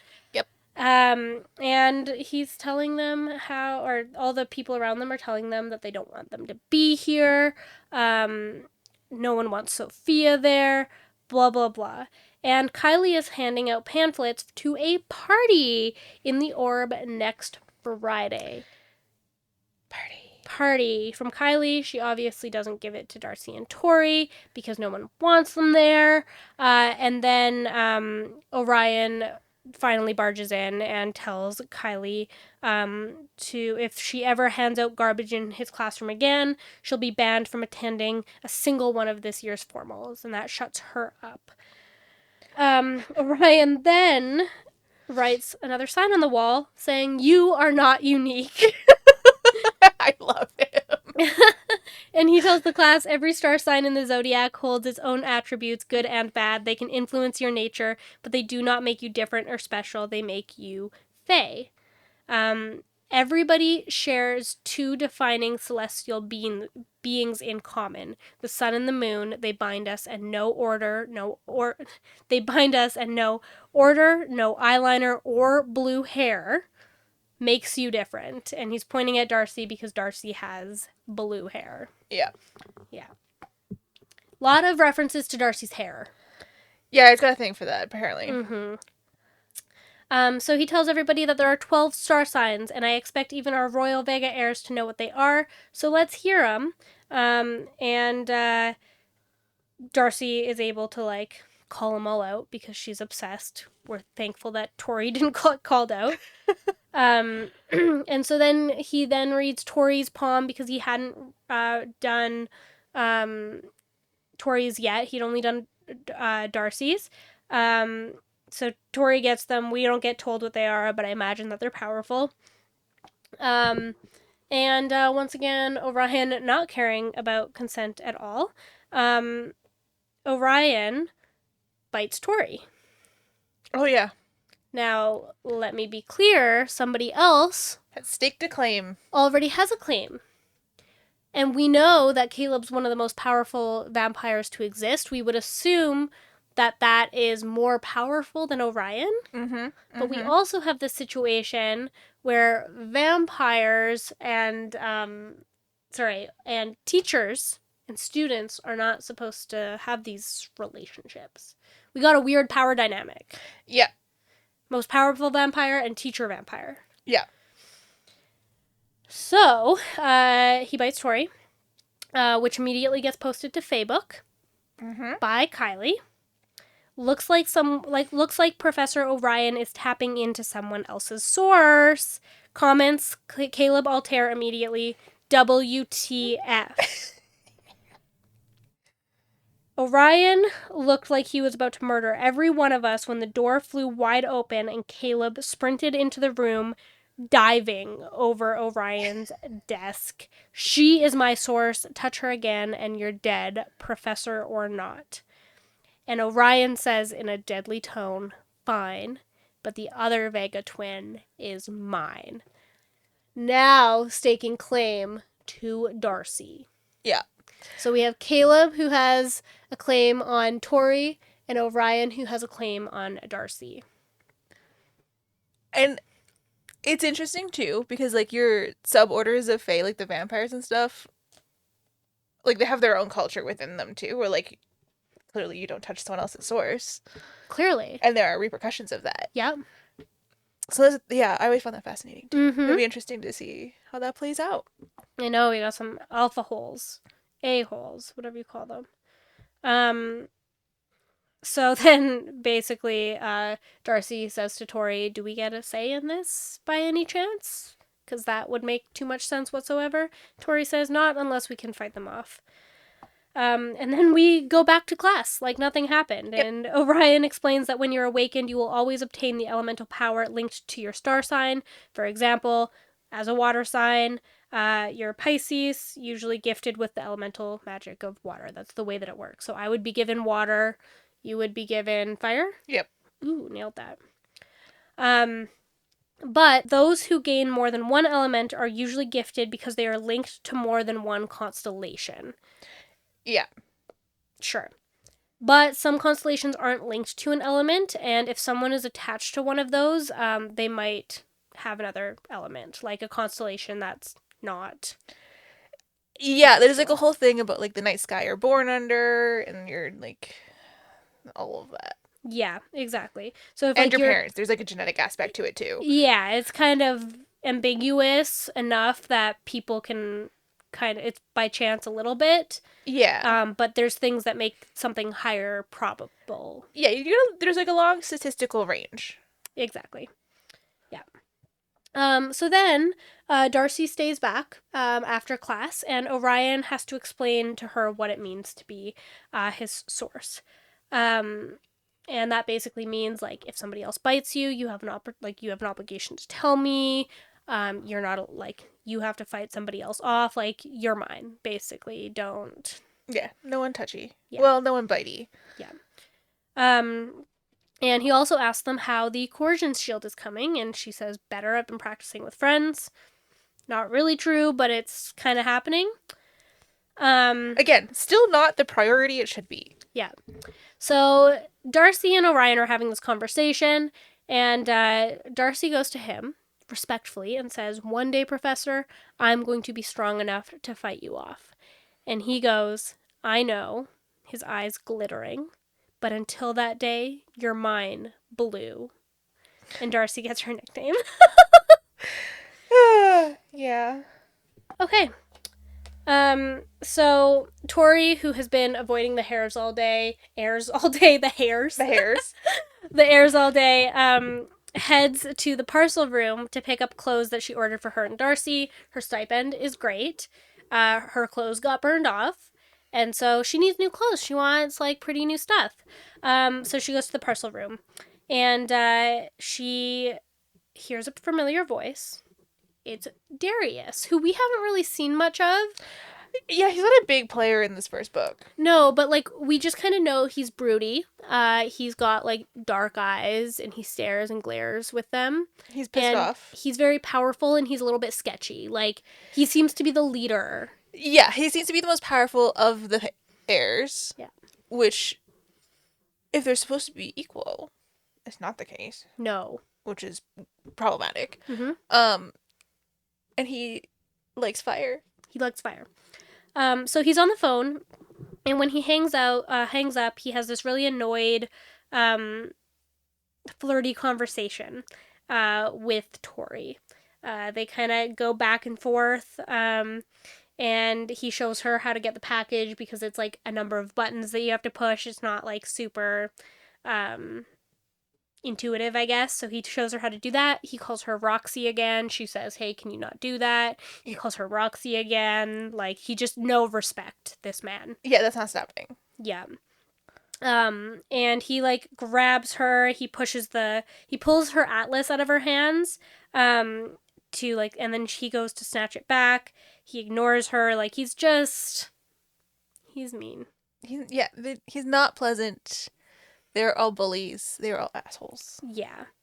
And he's basically like, keep your stuff. Ruining your clothes last week was fun. I can do it better next time. And he, like, tosses the box of lingerie that she ordered back to him. Yeah,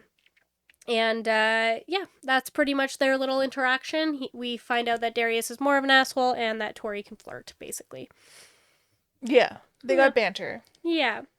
Then Tori is going to head over to her first Earth Elemental lesson, but she was going to have to go, like, across the campus. Edge of the Wailing Wood again. Our favorite place. Yeah. And she finally gets led to a mouth of a wide cave which delved beneath the ground. And she hesitates a moment before heading inside. Rough steps were hewn into the stone at my feet, and I descended quickly, following the tunnel until I reached the bottom. There's locker rooms down there. Girls are getting changed, and she goes and finds a bag of clothes that's labeled Roxania, obviously annoyed. And she makes a mental note to email the professor about changing it. We get Professor Rockford, who introduces herself. And then for their Earth class, and we find out that Geraldine is in this class. So Geraldine says, "Holy biscuits, your majesty." And they call her Roxania and Gwendolina again, and Darcy's like, "Hey, can you not do that once again? Yeah. Just one more time. I'm asking you to call me by my name, which is not Darcy." Gwendolina. And then they kind of go off again, and then she's like, "We're not looking for followers. We're not looking for this." Yeah, I don't need you to praise me. Yeah. And then she's like, "Can we just be friends?" And she says, "I would be boundlessly honored to even consider being a candidate for your friendship." And she's very happy about that. So they make friends with Geraldine. And then Seth comes over to Darcy. His hand lands on her shoulder. She flinches. Fair. Seth Capella pushes his face into her hair and inhales deeply. And he goes, "Where have you been hiding, little Vega?" And she goes, "I think we've established that I'm not of your order, so how about you cut the touchy-feely stuff with me?" And he goes, "Order shaming isn't cool," which is a choice. I don't know if that was order shaming and more get your hands off of me. Yeah. But in the culture of the werewolves, They are very touchy. they are very touchy. They are very feely. Yeah. But she says quite logically, in my opinion, I just prefer to keep my body to myself unless I'm the one choosing to share it, which I don't think is an unreasonable request, but here we are. Yeah. So Seth says, "We've been looking for you. Poor Caleb has practically starved to death without his little lunchbox on tap. You really should have come begging for his forgiveness after letting Orion put his mouth all over you like that." And she's like, "Excuse me?" And Caleb's like, "No, I claimed you, which makes you mine. We're bonded, and it is your responsibility to remind that any lesser vampire who puts your mouth on you." And yeah, and he's like, and then he threatens her with, "Hey, we could always mark you as my source." And they're like, "What?" And there's a needle, and you poke right in the center of your forehead a little symbol tattoo to let you know. And she's like, "Yeah, don't come at me with your eye. I agree to your terms. Whatever." Please, no. And so then basically Tori's like, "I can't stop you. What do you want me to do?" And Caleb's like, "Yeah, you can't stop me." And then Tori goes, "Yet." And Caleb's like, "Touche." So Caleb picks Tori up over his shoulder and takes her to a ledge overlooking the sea. He says he brought her here because he thinks she'd like the view. Seth bursts out to say that she can't appreciate it from all the way back here. The ledge is over there, so she should get closer. And then, she says no, and he coerces her. And then Two Hands catches her as he shoves her off. Before Two Hands grab her, and they just, hold her over the cliff. Yeah. Like nothing happens. And basically they threaten her, saying, "You can't have our power. We don't need you to come back here and claim it for yourselves. We don't want you to." And she's sitting there like, "Yeah, we don't want it." Yeah. Yet again, not the goal. Want cash. Yeah, and she's like, "How can anyone seriously expect us to rule over a nation we know nothing about? It's insane." Yeah. And any logical person would be like, "Yeah, that's insane. Let's just let her live her life." Sense. Except for Seth says, "I say we drop her." But then Tori looks back and she says, "Pull me up." In italicized writing, she coerces him. And so Caleb and Seth heaved her up, and then she scrambled away.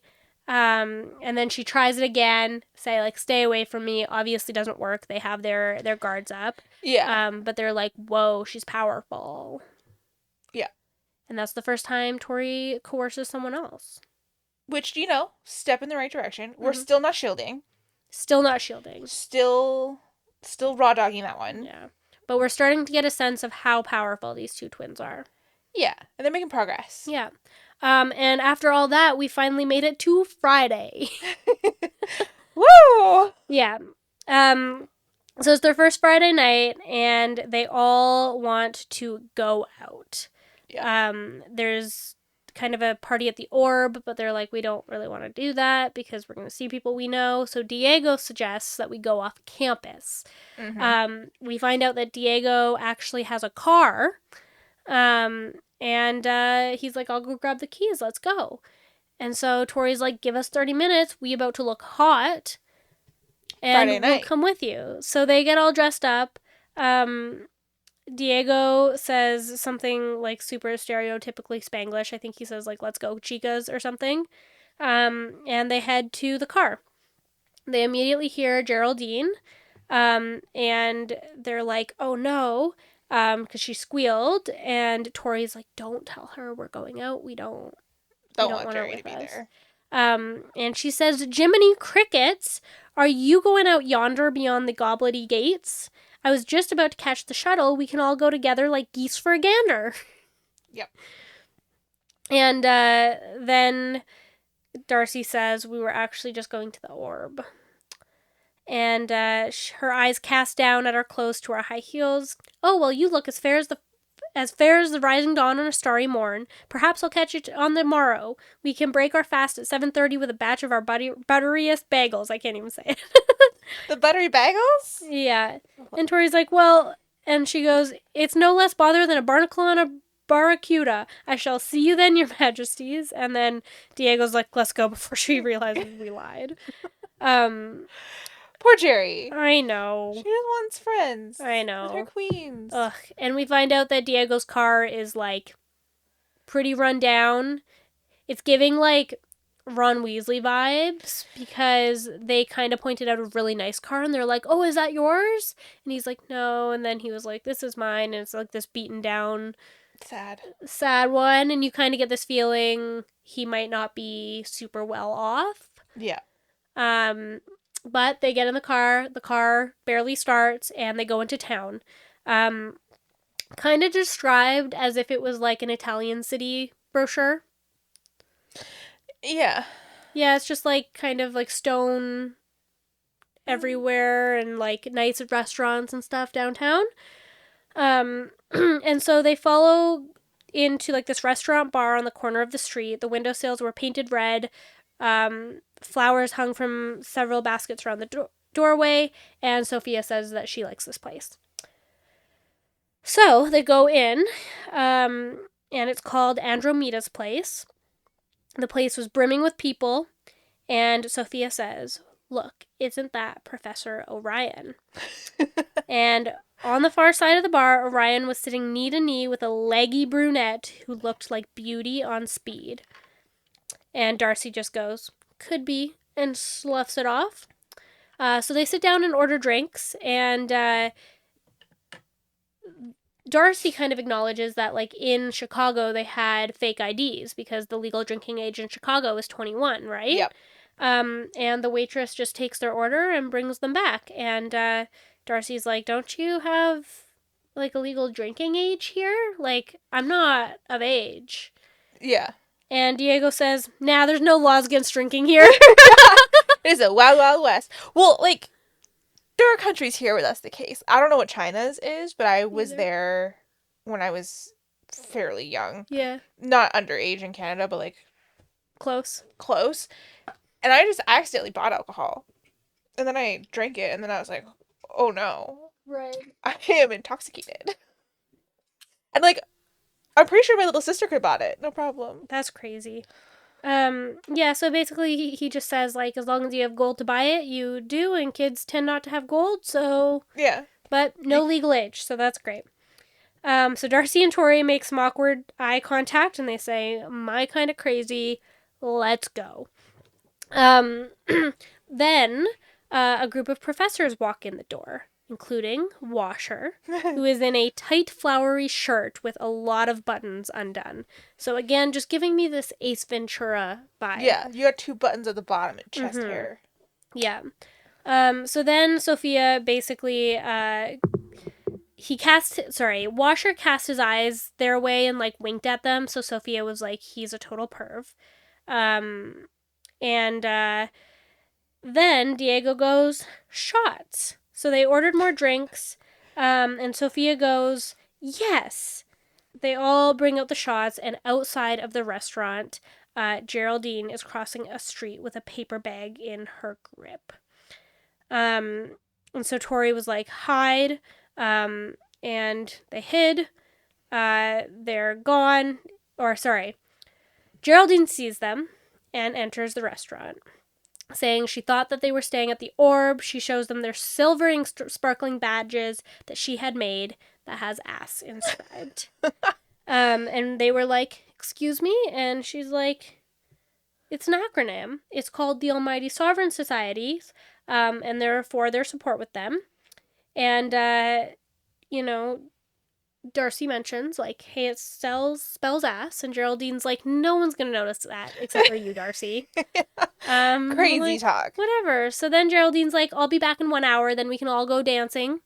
And they're like, okay, let's get a drink and let's leave. We don't want to be around her, kind of thing. So Sophia's like, I want a drink, and she grabs a shot. She swallows it all in one. And before they could lay a hand on the rest of them, she downed them all in a quick succession with a wild laugh. Sophia drinks them all. So then Darcy decides to go and get them more drinks. They're just like, okay, she's a party girl. So she has an excuse to eavesdrop on Orion. And so she goes and she strains her ears as the woman leaned in to speak to Orion. It's all moving so fast, we should do something about it tonight. And he goes, no, it's too soon, we have to wait. Very similar conversation that Darius had with Orion. Yeah, there's sketchy half conversations these twins keep listening to and then kind of assuming they're about them. Well, it's obvious that we're supposed to assume that it's about them. Yeah. But it's like obvious enough that it's obvious that it's probably not about them. Yeah, as the outsider looking in, I'm like, we're supposed to think that it's them. But realistically. Right. These people are... You would hope these people have more going on in their lives than just these twins. You think. But everyone is telling the twins that they're everything that they've been waiting for, and they're the most important people in this entire world, so I can't blame them. Yeah, no. That is true. Yeah. So basically Orion immediately catches her eavesdropping, being like, what did you hear? And she's like, I didn't hear anything. And then Orion grabs her and forces her into the bathroom. And once again, he asks, what did you hear? Tell me everything. He coerces her. So obviously she tells him everything that she heard. She knows it's about Tori and Darcy, but that he should know that he couldn't get away with killing them in the middle of a restaurant. Like, you can't do this to us. We're in the middle of a restaurant. Like, I know you're talking about us, whatever. And he goes, that's it? And she goes, yes, isn't that enough? And he just blows out a laugh, stares at her for a few painful seconds, and says, go home, Blue. And he leaves, and she goes back to the table. And he doesn't give her any information. Yeah. So Tori asks what happened. She tells Tori everything. Sophia is very drunk after her 4 shots that she just downed. And Diego takes her home. Seems to be like a little romantic tension there. Like Diego's taking care of Sophia. Yeah, they have some feels of some kind. Yeah. So Diego takes him home, and then Tori and Darcy agree to take the shuttle back later on in the night. And they decide what they're going to do next. They're like, do you want to go home? And then Tori's like, no, we can't do that. Darcy's like, that's what he wants me to do. I'm not going home. This professor who probably does not care at all. Yeah. So then Sophia leaves. 2 more glasses of bright pink cocktails go down in front of us. They the waitress says, from your friend over there. They look over, and Washer is winking at them. So they cheers to, from this point on, this night is going to be about having fun without any creeps. So Diego and Sophia leave, and they get another text from the Falling Star. New information come to light. Can we meet? Mm-hmm. So now they want to meet, and Tori says, when? Falling Star says, 10 minutes. There's an alleyway behind the bar. I'll see you there. This is the person who told them to stay in the light. Yeah, and to, like, stop doing dumb, sketchy shit. Now we're going in an alleyway. More dumb, sketchy shit. So they go, and they go, like, within that 10 minutes, they're out of the bar, they're heading to the alleyway, and now they're in the alleyway, and they get a text message from the Falling Star. The shadow is moving closer. I can't risk a meet now. You should find your way to safety before the darkness claims you. And they're like, I guess let's get out of here. You could have told us this 2 minutes ago before we were here, but whatever. All of a sudden, a dark shadow moves to block the light from the street beyond, and I fall still. So Darcy bumps into Tori, and Tori calls out, "Who's there?" And they hear a deep rattling noise come as the shadow draws closer. So Tori starts to try to draw magic to light a fire in her palm. Her magic stutters. A small flame springs to life, but it dies immediately as someone has sucked it away. They start to panic, and Darcy says, "I can't summon my power," and Tori says that she can't either. So they start running away. Their magic starts to magically come back, and they're able to shoot some power back to the person who's like chasing them. The shadow keeps coming at them, and finally they look away as the shadowy figure is thrown back from their power. And the figure stands, shadows seeming to cling to them as if they were drawn closer by a magnet. Darkness concealed everything about them apart from the certainty in their gut that there was something horribly wrong with them. So they continue to sprint. The shadow continues to rattle and chase them before finally making it to the exit of the alleyway. And just as they find Max standing there. So they pant out of this alleyway, and Max is standing there saying, "Who's got our two little Vegas so worked up?" And immediately remember that Max is a siren, and he is all about the emotions. So Darcy immediately gives him what he's asking for. There was someone chasing us. And Max is with like interest, is like, "Really?" And he slides his arms around him so that they're pulled closer. And Tori's like, "Well, they were trying to hurt us." And Max goes, "That sounds like a great story to be told over drinks. Yeah, alcohol, baby. Come drink with us." And so Max announces to the other heirs who are in the restaurant that they had just come from. Max steers them towards the other heirs who are also there. And he's like, "Let's have some drinks." And they're really scared. Max says, "I can feel that." And so Tori is like, "I don't think we should do that." She's kind of far enough away from Max that she's not being affected by his power. So Tori tries to pull Darcy away from Max, but Darius shows up, and he's like, "Hey, can we maybe put a pause on all our issues for the night? Yeah, not sus at all. Drink with us. Alcohol, solve all problems." Yeah, and Caleb comes in, and he says, "I'll even promise not to bite you tonight if you want." So Darcy's like, "I guess we could stay for one drink." Because Max is like stroking her arm and all of those things. Good feels. So they go back into the restaurant and they all order a drink. And what Tori does is she immediately downs a drink and she says, "One drink, let's go." Peace out. Let's go. And Caleb's like, "Well, why are you leaving?" And he's like, "I guess your word means shit then." As Tori thinks that Caleb's going to bite him, because that's what she thinks he's coming up to for. And he goes, "No, I won't bite you tonight, and I meant that, but I'm wondering where you're going now." And Tori just says, "We're going dancing." And then she says, for whatever reason, "You can always join us if you think you can keep up." Which, like... Immediately after, she's like, "Why did I say that?" Yeah. She was like, "Oh no." Because the answer to that is, oh no. Yeah. So they leave them kind of in the dust, and they go to a bar, and they say, "Let's find some nice men to buy our drinks." Now they have spare money, and they're like, "Whatever, we can buy our own drinks, but this is a fun pastime. We used to do this all the time." Yeah, get dudes to pay for your drinks. So they go out to get some men to buy them drinks, and as they start to meet these men, one of them introduces them as Peter, and that's about all he gets to, because Max enters and says, "No." And he just elbows his way between their new friends and them. And Caleb goes, "Yeah, not happening."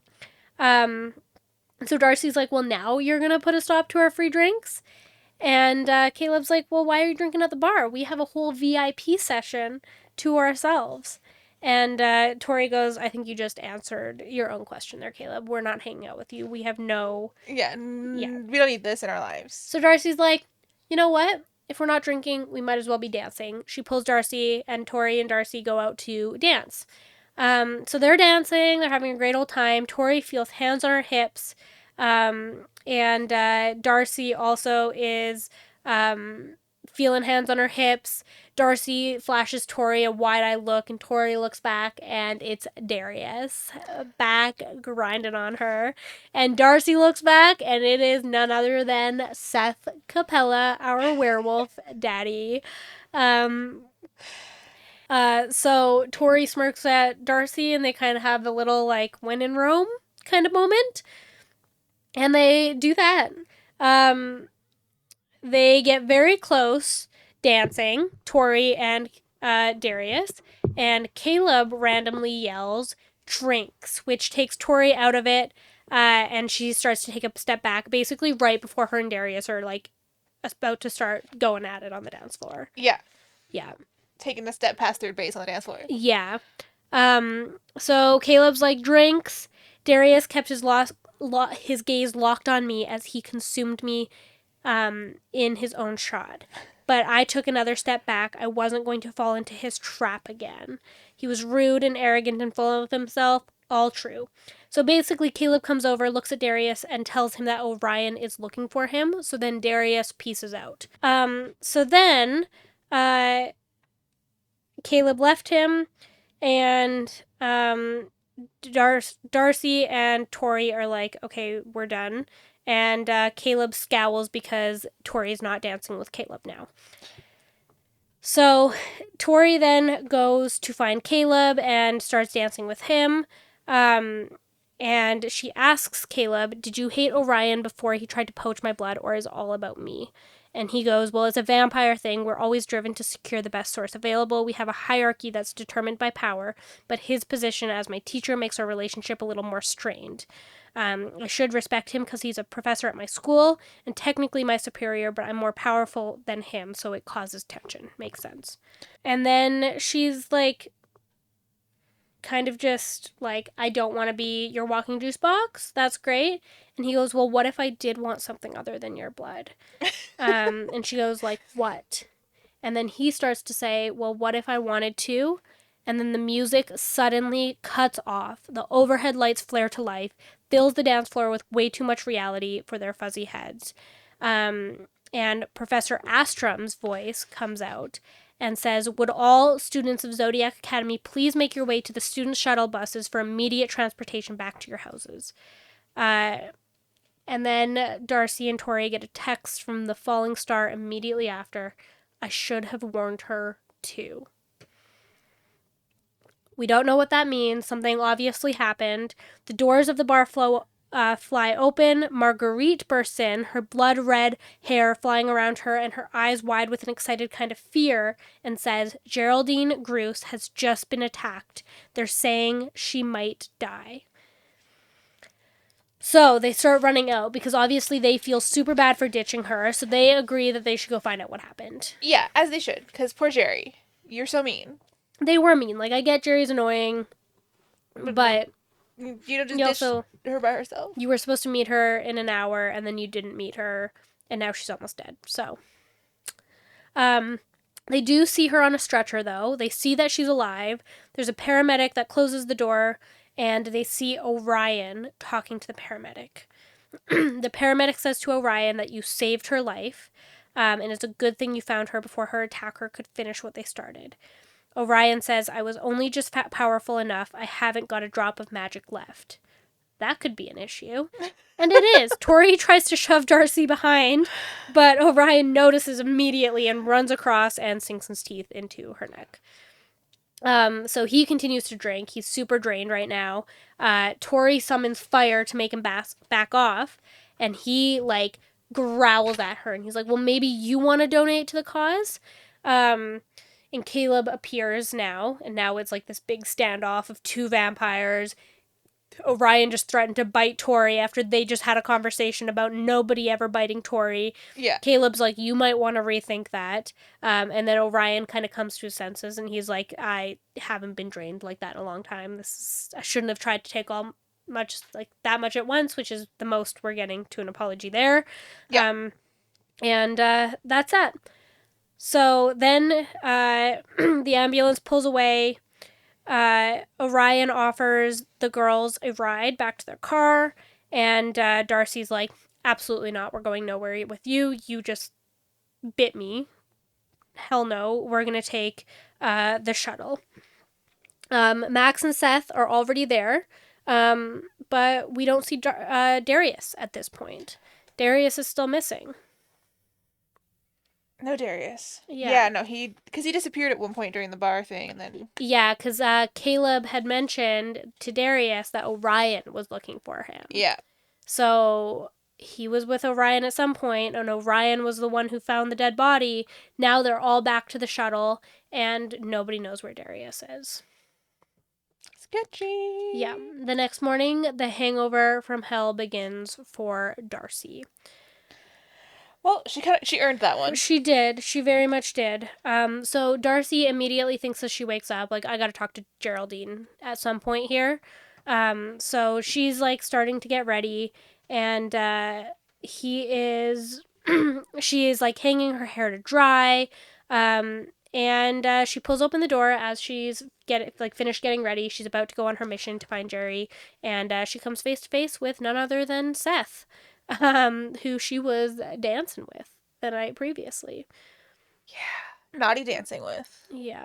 And so he steps closer, smelling her hair again, and tells her that Cherry is his favorite. And offers to walk her to breakfast. And she goes, why are you pretending to be nice to me? Like, we've played this game before. I'm not falling for it. And he goes, fuck, do that again. And she's like, what? And he's like, the part where you say my name like you're mouth humping it. And so they just, whatever. I forgot about his use of the term mouth humping. Yeah, bad, right? And Darcy's like, no, let's focus here. I gotta go see Geraldine. And he's like, oh yeah, that sucked. And she says, yeah, lucky that Orion was there to help. And he goes, whoa, we have a serious problem, babe. You just mouth humped another guy's name. And he goes, this is no joke. You know you can't date teachers, right? That's the rules, and I'd appreciate if you didn't mouth hump his name in front of me. So basically, then he goes into kind of like a vulnerable stage, and he goes, well, I just thought after last night, I thought things had changed, but clearly I was wrong. And she goes, last night we were drunk. And he goes, I know, but, like, so what? I still know how I feel this morning. Don't you? And Darcy's like, I don't trust you. And he goes, can I make you try to trust me? Or can I, like, try to make you trust me? Can I make this up? And Darcy, after just, like, him being so pushy, she goes, you know what? Fine. Try. So then she leaves, and he's like, kiss? And she's like, nope, bye. So then she leaves. Diego sees her leaving Seth, and he's like, oh my god, you didn't actually sleep with him. And she's like, of course not. And he goes, don't buy into any of his bullshit. And she's like, I won't. I promise. Yeah. Tori messages her, asking if Darcy's up. If so, meet at the orb in 10. So then she, like, heads to the orb directly. Obviously, they're both embarrassed. They go up to Washer, who is in the orb, and ask where Geraldine is, because they want to they want to go talk to her. Washer informs them that she's at Uranus. Yep. Which is the infirmary next to Neptune Tower. They're all named after planets. Yep. And he, just before they leave, he tells the girls in a whisper that Uranus is his favorite building. And then they leave. Yeah. Kylie does stop them before leaving, though. And she flashes a video of Darcy and Seth dancing. Seth, who is Kylie's boyfriend.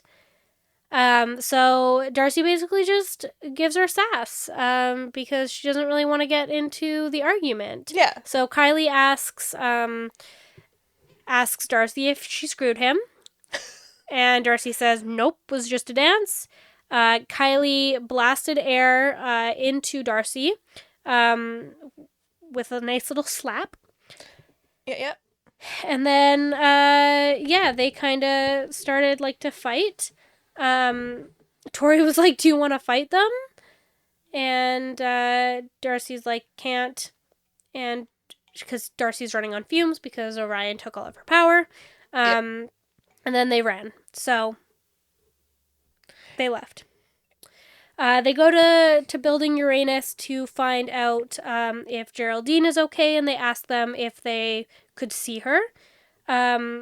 The person at the infirmary has a little ass sticker, so they kind of got an in, and the person lets them go to see her.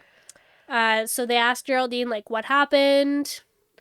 Why are you okay? Can you tell us more? And she basically tells them that she took a shortcut down an alley towards the Odyssey bar because she thought that that's where the twins were headed. Yep. Aww. As she was walking, she heard this really terrible noise, a sucking, rasping, rattling noise. She dropped all of her badges, and she was trying to gather them all up when this horrible dark shadow fell over her. Then something cut into me right between her shoulder blades, like a knife or a pitchfork, I'm not sure. The pain was unbearable, everything fell dark, and someone was kneeling over me, and my magic was draining away so fast, like it was being sucked right out of me. And all I remember is the sweet scent, cinnamon. So what she's describing is obviously what the twins have been told is a nymph attack. Yeah. 3 prongs, like a pitchfork or whatever, and she was being sucked out of it. So we're meant to assume that this is a nymph. Probably is. Yeah. It also would attack them Mm-hmm. because it was the same weird rattling sound. Yeah. And then Geraldine asks them, like, when I'm all healed, could we have breakfast? And Tori and Darcy are like, of course. And they seem to have some character growth there where they're like, yes. Maybe we should stop bullying. Yeah. This poor girl. Yeah. Like, these 4 dickbags have been bullying us. Yes. As they walk away, Darcy mentions that Orion smells like cinnamon. Yeah. And is like, he felt drained. What if he bit her? And then Tori's like, well, he had said that he had helped Geraldine. But Darcy's like, yeah, but, like, we don't know that for sure. And also, what about Darius? The 2 of them left the bar together, and whoever it was must have been after us before we heard the same weird noise. And Tori's like, well, how can we be sure? And Darcy's like, let's confront them. Great idea. Yeah. Go talk to the very powerful assholes who already hate you. Idiots. Sunday morning is when her magic returned. Now we're at Monday, and she's thinking about approaching Orion. She had her liaison meeting with him, and it kind of just seemed like a good time. So Orion is in his office. She goes to meet him, and she tries to go into there to confront him. And Orion immediately commands, stand on the desk. So she starts to try and broach the subject. She says, like, hey, Geraldine is, getting better. And Orion kind of ignores her. So he asks her how order enhancement's going. She says, like, she knows she's not a werewolf, so that's great. And also, he mentions that he knows that she was dancing with Seth, and he's like, and she's like, hey, it's none of your business. Yeah. Who I was dancing with. I can do whatever I want. And she goes, well, funnily enough, sir, I've taken an interest in your business as well. And he goes, okay, well, let's hear it. Yeah. And she goes, you and Darius have been against us since we stepped in the door. You meet in secret. You talk about going on killing sprees. You chat with a stupidly hot model at a bar who apparently knows about your killing sprees. And then you corner me in a woman's bathroom like a psycho. Then you and Darius go conveniently missing just before Geraldine turns up almost dead in a strange attack. And who happens to be first on the scene? You, covered in blood and smelling like cinnamon. And he's like, cinnamon? He's like, where'd the cinnamon come from? And Darcy's like, yes, Geraldine smelled it, and that's what you smell like. And he's like, you know what I smell like? So then he's like, well, I'm still waiting for the evidence. And she was like, what? And then Orion took his Atlas out and brought up the news article that says that the wounds on the Zodiac Academy student is now confirmed as a nymph attack. Professor Orion is expected to be awarded the Noble Crest after his act of bravery saved her moments before death. Which she's taking as proof, and she's like, oh, I was wrong. Yeah, clearly you weren't the problem. We all know that the news is super accurate. Yeah, they never lie. Yeah, so then basically she's like, don't bite me, you took everything from me. I just got it back. And he's like, what do you mean you got it back? And she goes, I don't know. And he's like, well, how did you get it back? Like, that would tell us what your order is. This is your homework. Yeah. And she goes, I'm not sure. And he goes, well, pay attention next time. And Darcy leaves this liaison session asking, will you answer one thing for me? And she goes, do you want me and my sister dead? And listen, we knew he didn't want her dead. Yeah, there's clearly something. Yeah. But anyways, his eyes soften, running over her face with the faintest of frowns. No, Blue, I don't. Okay. Chapter 18, we're back to Tori. Tori's kind of like reviewing her whole week so far. Everyone's talking about this dance that's coming up this weekend. Darius just didn't show up to their liaison lesson that Tori and him were supposed to have, which is like not overly surprising, I guess. Yeah. So Tori is like sitting there waiting for him to show up, and a student named Justin, who is clearly with the ass, comes up and asks her to the dance. She makes an inappropriate comment to him before denying him. She's like, do you want to fuck me, Justin? And he's like, poor Justin. I know. Who would have thought I'd say that about a Justin? But like, poor Justin.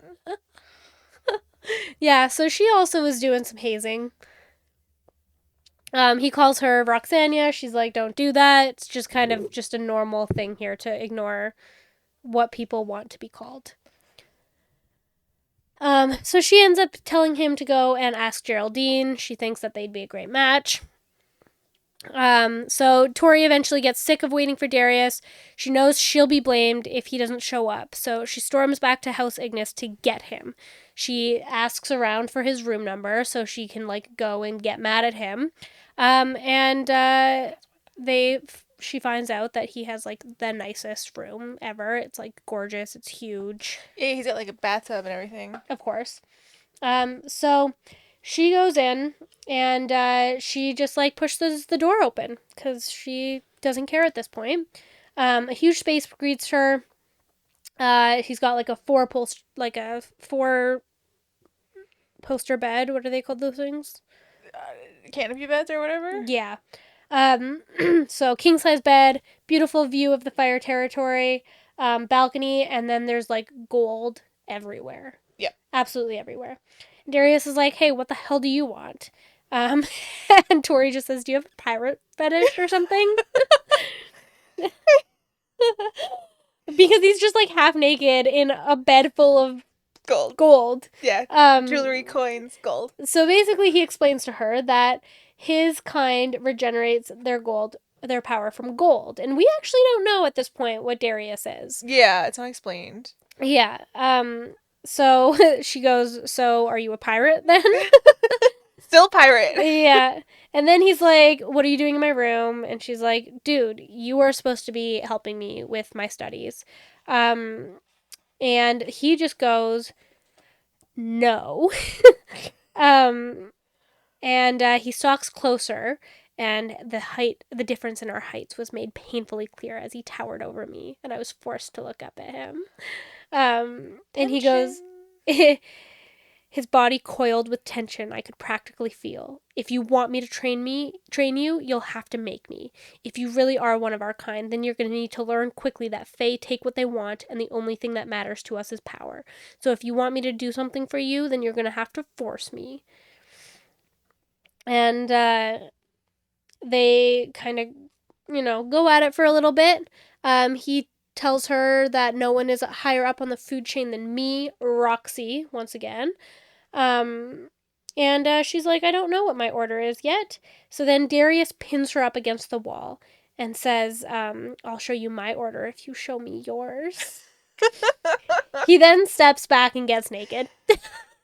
There's a lot of that here. Yeah, the clothes are very optional in almost every circumstance. Yeah. And she just goes, what are you doing? And her gaze locks on his movements as he drops his pants, boxers, and all. And I was given an eyeful of every single inch of him. And he goes, when you stop eye fucking me, I'll show you what you're so desperate to know. So then Darius says, if you come to my room uninvited again, then it had better be because you're ready to bow to us or beg me to bend you over that headboard and make you scream my name. And Tori internally is like, ooh. Maybe. But then Darius turns away and suddenly takes a running jump out of the open window. Her mouth falls open in shock as she stares as a glorious beast of legend. Darius gives a flap of his powerful wings and spirals up towards the cloud. He is a dragon. She watched him soar for a little while. Yeah. So Darius is dragon. Yeah, and he's got his gold to sleep on, so He has a lot of magic. gold. Yeah.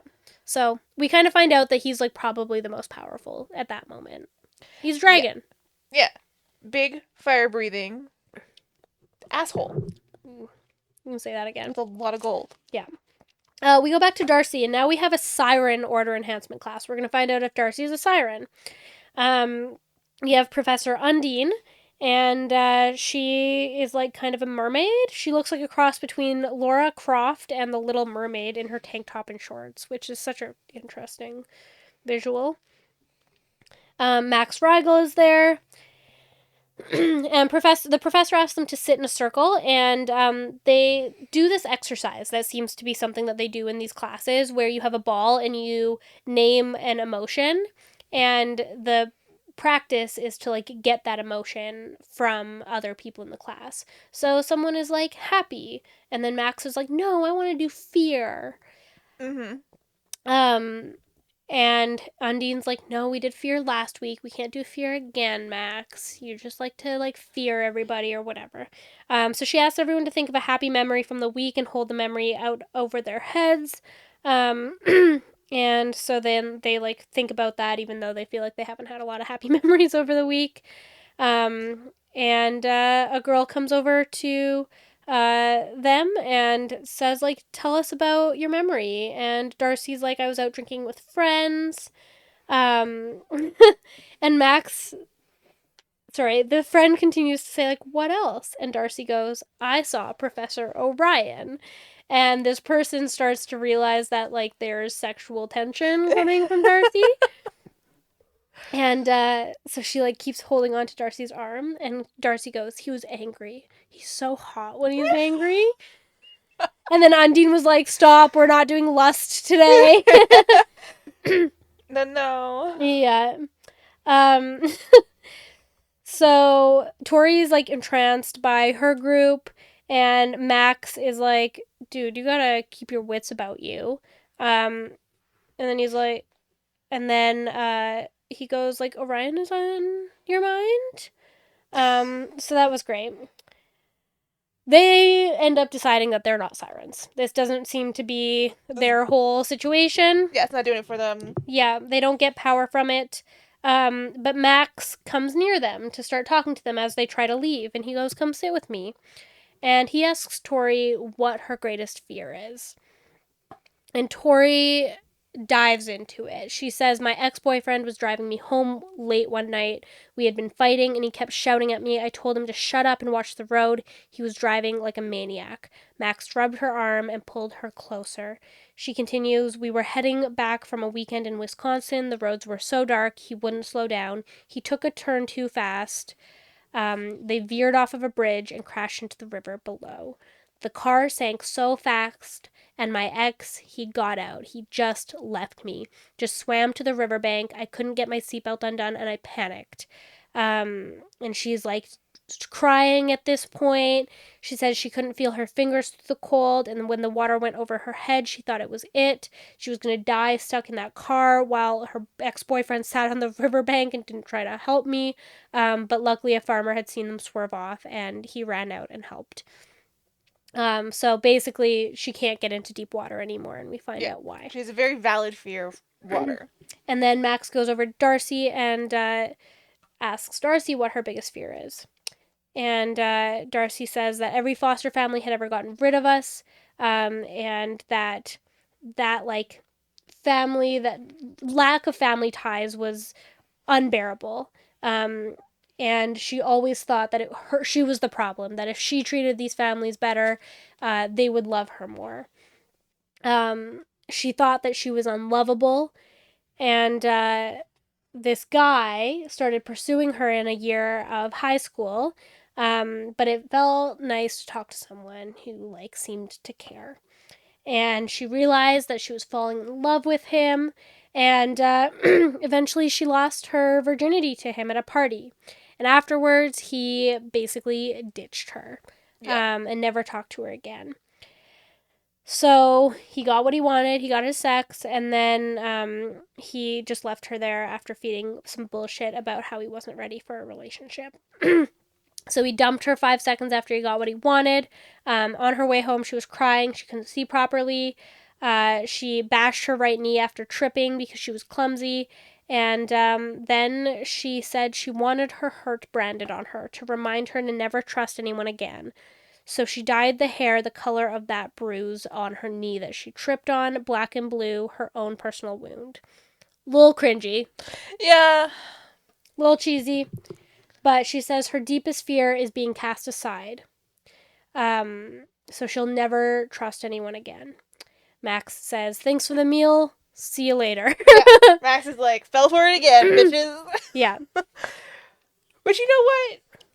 Man's gotta eat, I guess. And yeah, they just have not figured out how to shield for shit. No. So.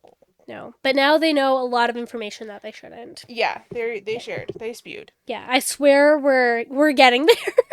We're so close. 83% of the way done. They go to the orb for lunch, and Seth tries to wave to Darcy, who ignores Seth. She's like, I don't really care for you right now. I just got drained of power from talking about my biggest fear. Don't want to deal with it. So she ignores him. And he runs over, and he goes, did you just ignore me, babe? And Tori's like, yeah, no, we're not doing it. So before Seth leaves, he leans over Darcy's shoulder, his mouth brushing his ear. And he says, read it when you're on your own. And he slipped something into her pocket and then turned, marching back to his friends. Then they hear a scream from Margaret. Margaret says, you can't. And Darius says, it's over, move on. Darius is breaking up with Margaret. Caleb says, stop embarrassing yourself. You can't deal with the fact that Darius got bored with you. Move on. Find someone else to screw. Margaret's like, but you love me. Darius is like, nope. No. And then Seth barked a laugh. Kylie shot Seth a death glare. You're no better. I saw that video of you and Darcy dancing at the party last Friday. And Seth was like, I'm sorry, babe. Did I forget to ask your permission? You know I'm totally polyamorous, right? We love some toxic polyamory here. Oh, Seth. Yeah, that's not how polyamory works, if you were wondering. And Kylie's like, no, you've never told me you were polyamorous. And he's like, well, you can't go poly-shaming me now. So much wrong with that. So basically Kylie's like, yeah, no, he's actually just cheating on me. She's right. Yeah. That's how that works. So then Kylie glares at the Vega twins, tosses them in the air with a gust of wind. She walks herself over to ask what Seth gave her.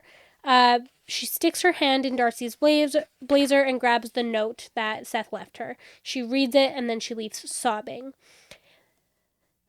Then Darcy goes and picks up the note and it says, be my date for the dance. Oh. And now we have a dance that we're having. So Tori is not going to study at the Venus Library with their friends Diego and Sophia. And she gets her bag knocked over by like another student. She hears Marguerite saying the boyfriend thief will be there any minute. So she's like walking down the steps and she hears Marguerite.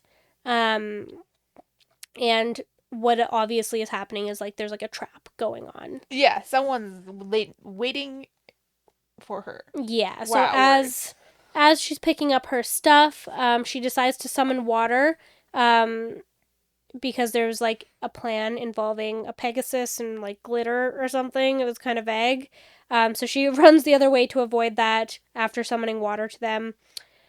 And she slips into a closet that ends up being like a bit of a classroom.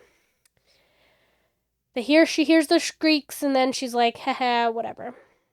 Then an amused voice from behind her says, hiding from someone? And she spins to survey the classroom that she thought was empty. And it is Caleb. Her bestie. Yeah, so kind of immediately Tori's like, well, this man's going to bite me. All well. And he talks about how he can feel her power and that he doesn't really know what order she is. But once she can harness her power, he like obviously won't be able to take anything without her permission. And she's like, well, why would I ever give you permission? And he goes, well, you're an heir too. If you make it past the reckoning, the chances are that we'll be in each other's lives for a long time. And she's like, I thought you were trying to get rid of me. So, and he's like, I'm actually just kind of interested in what's going to happen. And he ends up providing some lore about how the kingdom used to be structured. So the king and queen, Vega, their parents, before they were killed, the celestial heirs were actually the celestial like counselors. Yeah. So the fathers of Caleb, Seth, Max, and Darius were just like counselors to the king and queen, and they were really close. So they would have always held power beneath them if things hadn't gotten messy with the savage king, he refers to. Oh, that's what it was. Yeah. And the savage king ends up being Darcy and Tori's parents. Tori has never heard this term before. And that's kind of the lore that we've got. But Caleb ends up telling Tori, hey, I have a proposition for you. Because Tori's like, I can't imagine what would make me a willing participant in this little situation. And he's like, well, there is one thing. And then he kisses her. Yep. Yeah. Tori's like, I probably should be pushing him back, but like also, Pretty hot. He's pretty hot.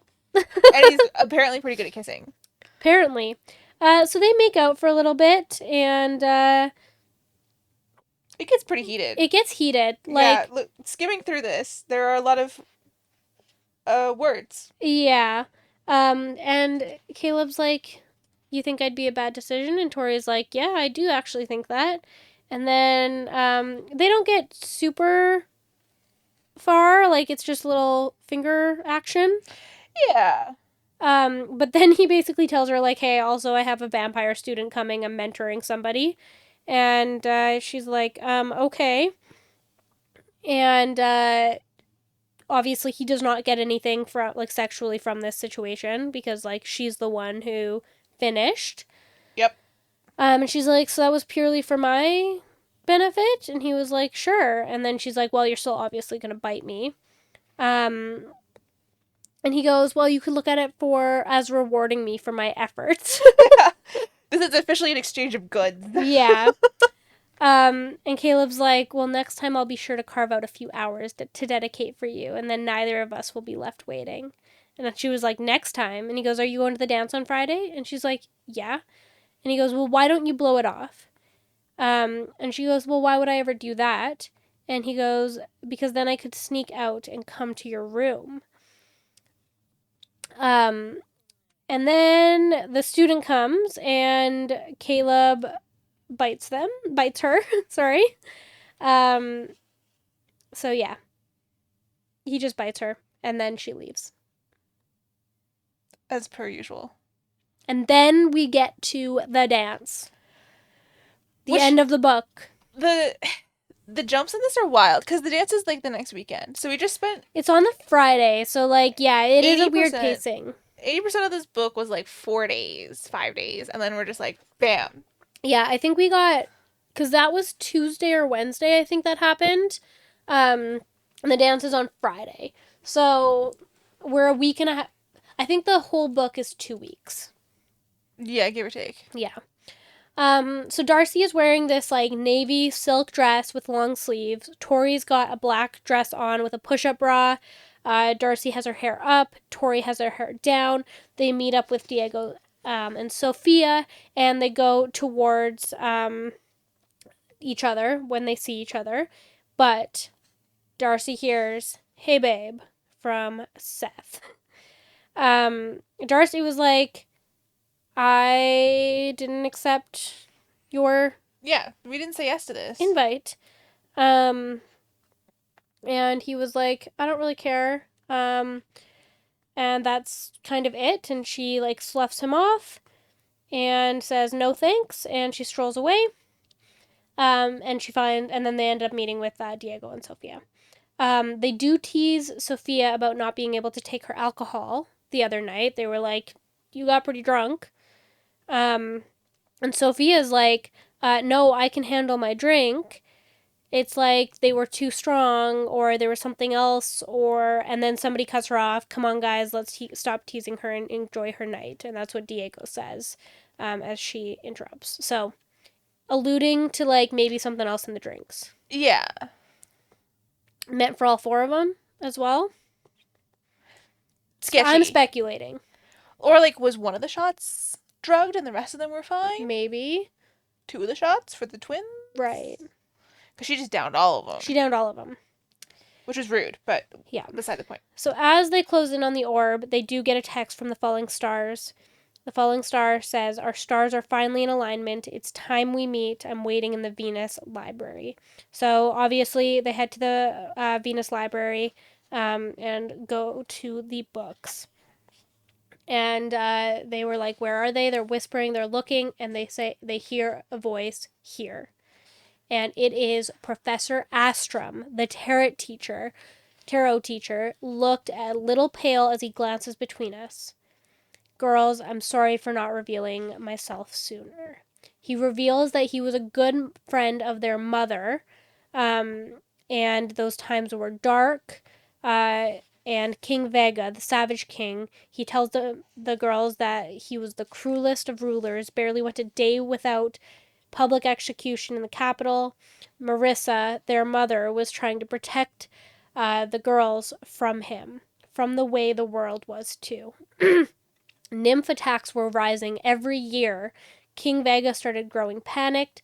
He was lashing out at his own people. He was deeply afraid of them, and in the end, the fear was valid. They murdered him, as you know, and the rest of his family. And he obviously thinks that Darius's family had something to do with that. And when she died, a pack of tarot cards arrived on Astrom's desk. He thinks that they were bound. She had bound them to him. They ask her what their mother's like. He said that she was strong and beautiful and powerful. And they had told me that the cards told Astrom that a dark conspirator was pulling the strings behind the murders, that the nymphs were just pawns in a much bigger game. No nymph would have gotten into the palace without help, and though they receive fey power when they kill, rarely do they learn to harness it well enough to attack with its skill. So we kind of get some more information on the nymphs, and maybe not as all what it seems. Yeah. Yeah. The nymphs used to be trained by the Fae, and now that the Vega twins have returned, he believes that whoever controlled the nymphs before is doing it again. So they're being trained by someone. And Astrom thinks it's Lord Acrux. He thinks that the sun has taken up the torch too, with the help of Orion, whose family has deep roots in dark magic. The attacks are starting again, and both Darius and Orion are linked to every scene. Each death is occurring frighteningly near to you both. So basically, they get all of this information, but they are realizing that maybe some of Astrom's story isn't lining up. Yeah, it's not making sense. Darius and Orion could kill them at any time, so why haven't they yet? And Darcy also believed Orion when he had said that they didn't want to kill them. So they're kind of having like... Because he gave her sad puppy dog boy eyes. Yeah. So Astrom was like, wait, someone's listening to us, and they have to go. So they leave and they're like, you know what? Let's enjoy the party at least. We'll go back. We'll figure this out next week.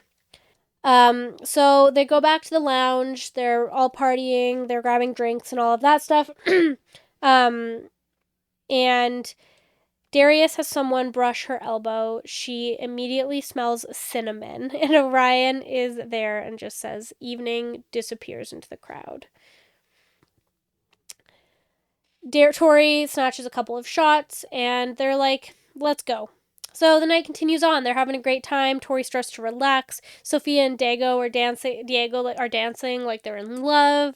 And someone convinced Darcy to dance with Seth. So they're dancing. And Tori decides, you know what, it would be kind of hypocritical of me to judge, considering what Caleb just did to me in a classroom. This is true. Yeah. This is true. Tori does not have a leg to stand on. Yeah, so Tori's drinking alone, and Caleb actually approaches her, and he goes, you know what, it's not too late to, like, let's get out of here and have some real fun. And immediately after, the rest of the heirs walk in, and they summon Caleb over after asking her to leave again. So Darius starts to beckon Caleb over and is like, hey, you need to come with me. And Tori's like, you better go. And Caleb's like, yeah, okay. And he goes, I'm not switching allegiances, Tori. Like, I'm not going to be with you until the day that I die. Like, that's not what it is. No matter how good you look in that dress, we still can't let you take this throne. And she goes, I don't want it. For the love of fuck. Not my throne. She looks back at Darcy and Seth, too, and Seth is also gone. So now Darcy's also nowhere to be seen. Seth is nowhere to be seen. Everybody's gone. So Tori makes eye contact with Darius, who's kind of sparks fear. She loses sight of Darcy. She loses sight of Seth, and then Geraldine sees her to come up. And she was like, I'm really glad you're okay. And she said she's feeling like her old self again, so that's great for Jerry. Diego comes to her rescue as Geraldine's won't stop talking. Asked if he'd seen Darcy. He said that he saw Darcy go outside, and Seth left almost immediately after. Tori's like, I'm sure she'll be fine, but she kind of got like a bad feeling about it. Yeah, not good vibes. So she goes outside to see if she can find Darcy. She starts walking. She feels eyes on her. And she hears out for a walk. And she takes a step back. And it is Darius. He says, last chance, Roxy. Take your sister and leave this academy. Go back to your little mortal lives and leave Solaria in the hands of the people who are worthy of this throne. And she's like, I'm not going anywhere, but I don't want your damn throne. I just want my money and not to be broke all the time. I like it here. I feel like I'm home. Yeah, I fit in, but I with, like, some don't cash. want your throne. So she's like, no, I'm not going anywhere. And he's like, fine, I guess I'm going to have to change your mind. So she scowls at him. She goes to turn her away from him, but his hand whipped out. He catches her arm, and she's like, let go of me. And he's like, no, you're going to learn a little lesson about respect. He coerces her, and he says, don't fight me, and don't scream. He grabs her, and he starts bringing her somewhere. That's all we know about Tori right now. We go back to Darcy. Next twin. Yeah, so Darcy finally escapes Seth. She comes outside and she tries to get some alone time, but Orion finds her. They were also alone, so she kind of tries to like escape. She pushes off the wall that Orion is kind of like got her up against a little bit, but he puts his hand on her waist. Ooh la la. Ooh. And she's like, Professor. But she knew it was pointless. If he was here to bite her, then she didn't really have much choice. She smells bourbon on his breath, and he asks her, why do you keep flirting with the devil, Seth Capella? And she folds her arms and she's like, hey, you're my liaison, not my life guru. If I want to date Seth, I will. Thank you very much. And she's like, you know what? I might just do that just to annoy him. That might be a good idea. Yeah. And then he's like, yeah, no, give me your wrist. And so he looks down the path to like make sure nobody's there. And she kind of starts to realize, like, oh no, he's actually crossing the line. He's not supposed to be feeding on me. So she's like, are you really going to bite me right now? Like this night. And he is probably gonna do that. Yeah. But then he's like, you know what, fine, I shouldn't be alone with you. It's not appropriate. Darcy threatens to tell Nova that he's like feeding on her and that they're alone. A little sus, yeah. And he goes, would you actually? And she goes, try me. A finger slides up her arm. And then all of a sudden they hear someone clear their throat. And it is Seth. And Darcy's like, what are you doing? And Orion's like, he's obviously waiting for me to bite you so he can have you back. And I was like, okay, get on with it. And then he looks at her and he goes, stay away from him, go inside. And he doesn't bite her. It must be love. Well, at the very least, it must be like he wants her to have her power right now because he's worried about Seth. At the very least. Yeah. In my brain, at this moment in time, it is love. Okay, yeah, I'm not there yet. That's okay. I'm at the very bare minimum. He wants her to have power in this moment. That's fair. Yeah. So anyways, once Orion basically decides not to bite her, they hear Seth. He like clears his throat behind the two of them. And Orion basically says he's waiting for me to bite you so that he can get on with your night. That is when Orion decides to leave. So just in spite of the way that Orion treated Darcy, and because Darcy obviously has like some random feelings there for Orion that she's not really willing to... Unresolved, unacknowledged. And Orion's, like, if there is feelings there, he's not treating her well, but also he's a teacher and he shouldn't be even exploring the idea. Rule number 1, only rule we've learned so far that exists, is don't fuck the professors. Which is insane, but whatever. Only rule, you know what, I'll take it, I guess. So in spite of Orion treating her the way she did, she starts to kiss Seth. And that is when Seth starts to like kind of grab her a little bit intensely. Okay. And she basically says, stop, don't. But we know how the characters in this book feel about consent. So. No does not mean no. Don't do that IRL. Don't cut that clip out of context, please. So she's like, stop, and he doesn't, and she feels some cutting at the back of her head, and he cuts off all of her hair. I know what happens, but like, do you rock the bob? Ugh. I don't know, it's patchy. It's not like a clean cut. That's She's true. kind of got like go bald spots randomly. All the blue is gone. That might be unsalvageable. Her own personal bruise is gone. It's so cringy, man. Yeah. supposed to be. Yeah. We were literally just watching Love Island, and it was on par with this. Yeah. So right after he cuts off her hair, she hears giggles. Kylie bursts out. She's videoing the whole thing to obviously post on Facebook. And Seth basically says, "We want you out, and this is our way of doing it. You told us your biggest fears, and we're using them against you." So he leaves, and she just like sits there crying.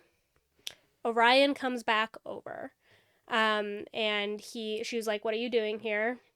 He's like, "I kind of just had a feeling that something was gonna happen." Spidey sense. But like, here's my thing too about this: why not step in? At any other point. I feel like as a professor, you have like she's getting abused. He doesn't come till after. You know, he like watched that happen and then was like, ah, I don't know. shucks.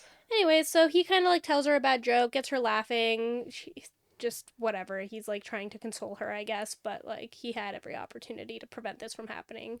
Whatever. Tells a bad joke. She kind of laughs, whatever, and then they hear a scream.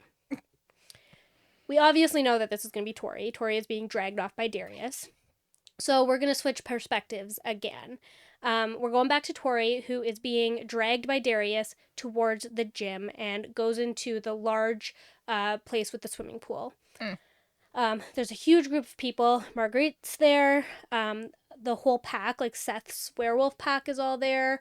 All 4 of the celestial heirs, except for Seth, who's obviously back with Darcy. And they're all there.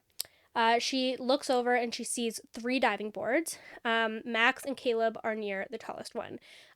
Caleb, who we know just like talked to her, he made out with her. There was kind of something going on where she started to trust him maybe a little bit. Also his source. Yeah. There's gotta be something. Right. But he just looks at her with like dead cold expression. And as if he doesn't know her at all. Obviously the most hurtful out of all of them.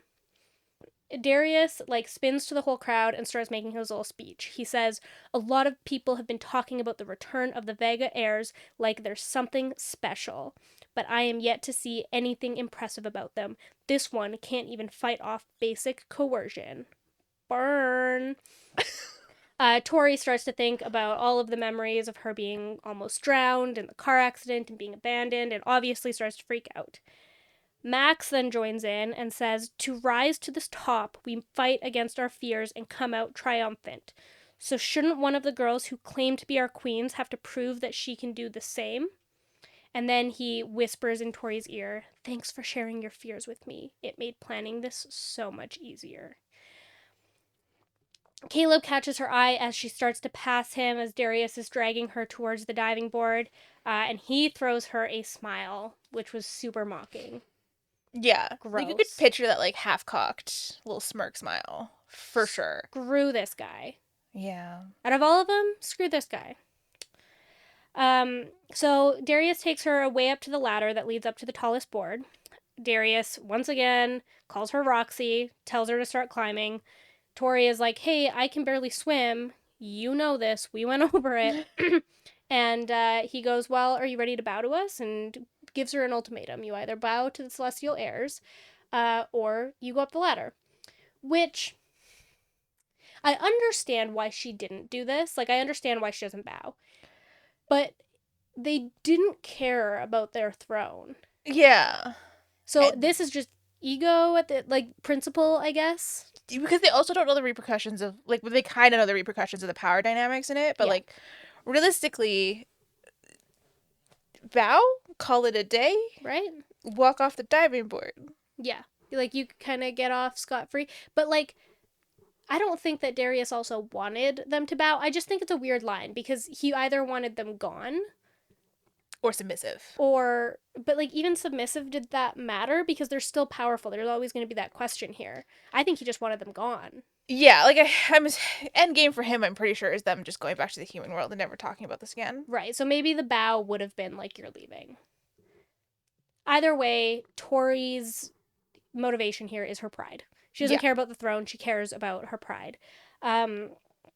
And so then she kind of like got really vulnerable with him. She like looks at him and really through her facial expressions, shows him what he's doing to her, being like, hey, you know what you're doing to me. You know that this is my deepest, darkest fear, and Yeah.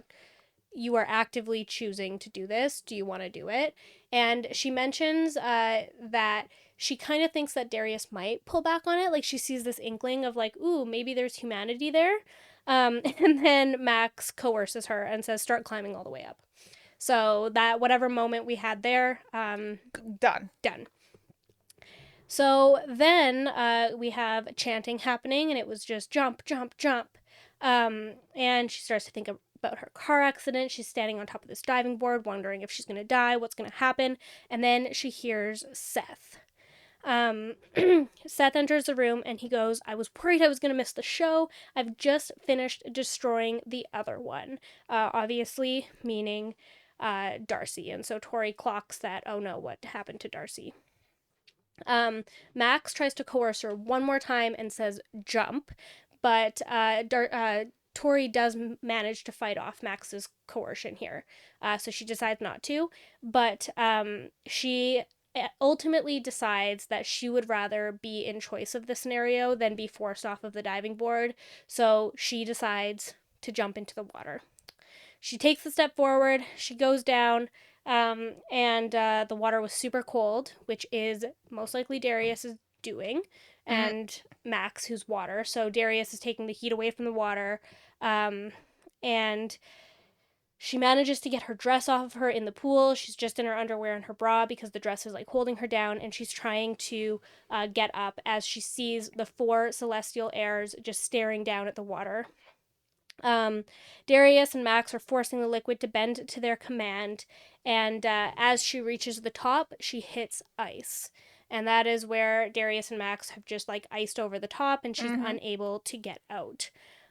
She starts to bang on the ice and is like obviously having a full on panic attack. How do you not? After Even the without the trauma. Yeah, the car thing makes it worse, but I don't have a fear of water, and I still, as a Canadian, have a fear of falling under the ice. I know. The side tangent, the scene in Harry Potter where he like goes in Deathly Hollows, every single time, knowing what happens, watching him like fight above the ice just freaks me out. Yeah, because like I grew up in northern communities, and like all the time, don't walk on the pond, don't fall in the water, because if you fall in, you do not get to go straight back up. That's not how it works. And you get super disoriented, and you stop breathing, and it's freezing cold. Just like biggest fear. Anyways, so she starts trying to use her magic, and like what we kind of know about Tori so far is that she has been able to use her magic when she's like super emotional, and so her being panicked, it kind of makes sense for her to be able to like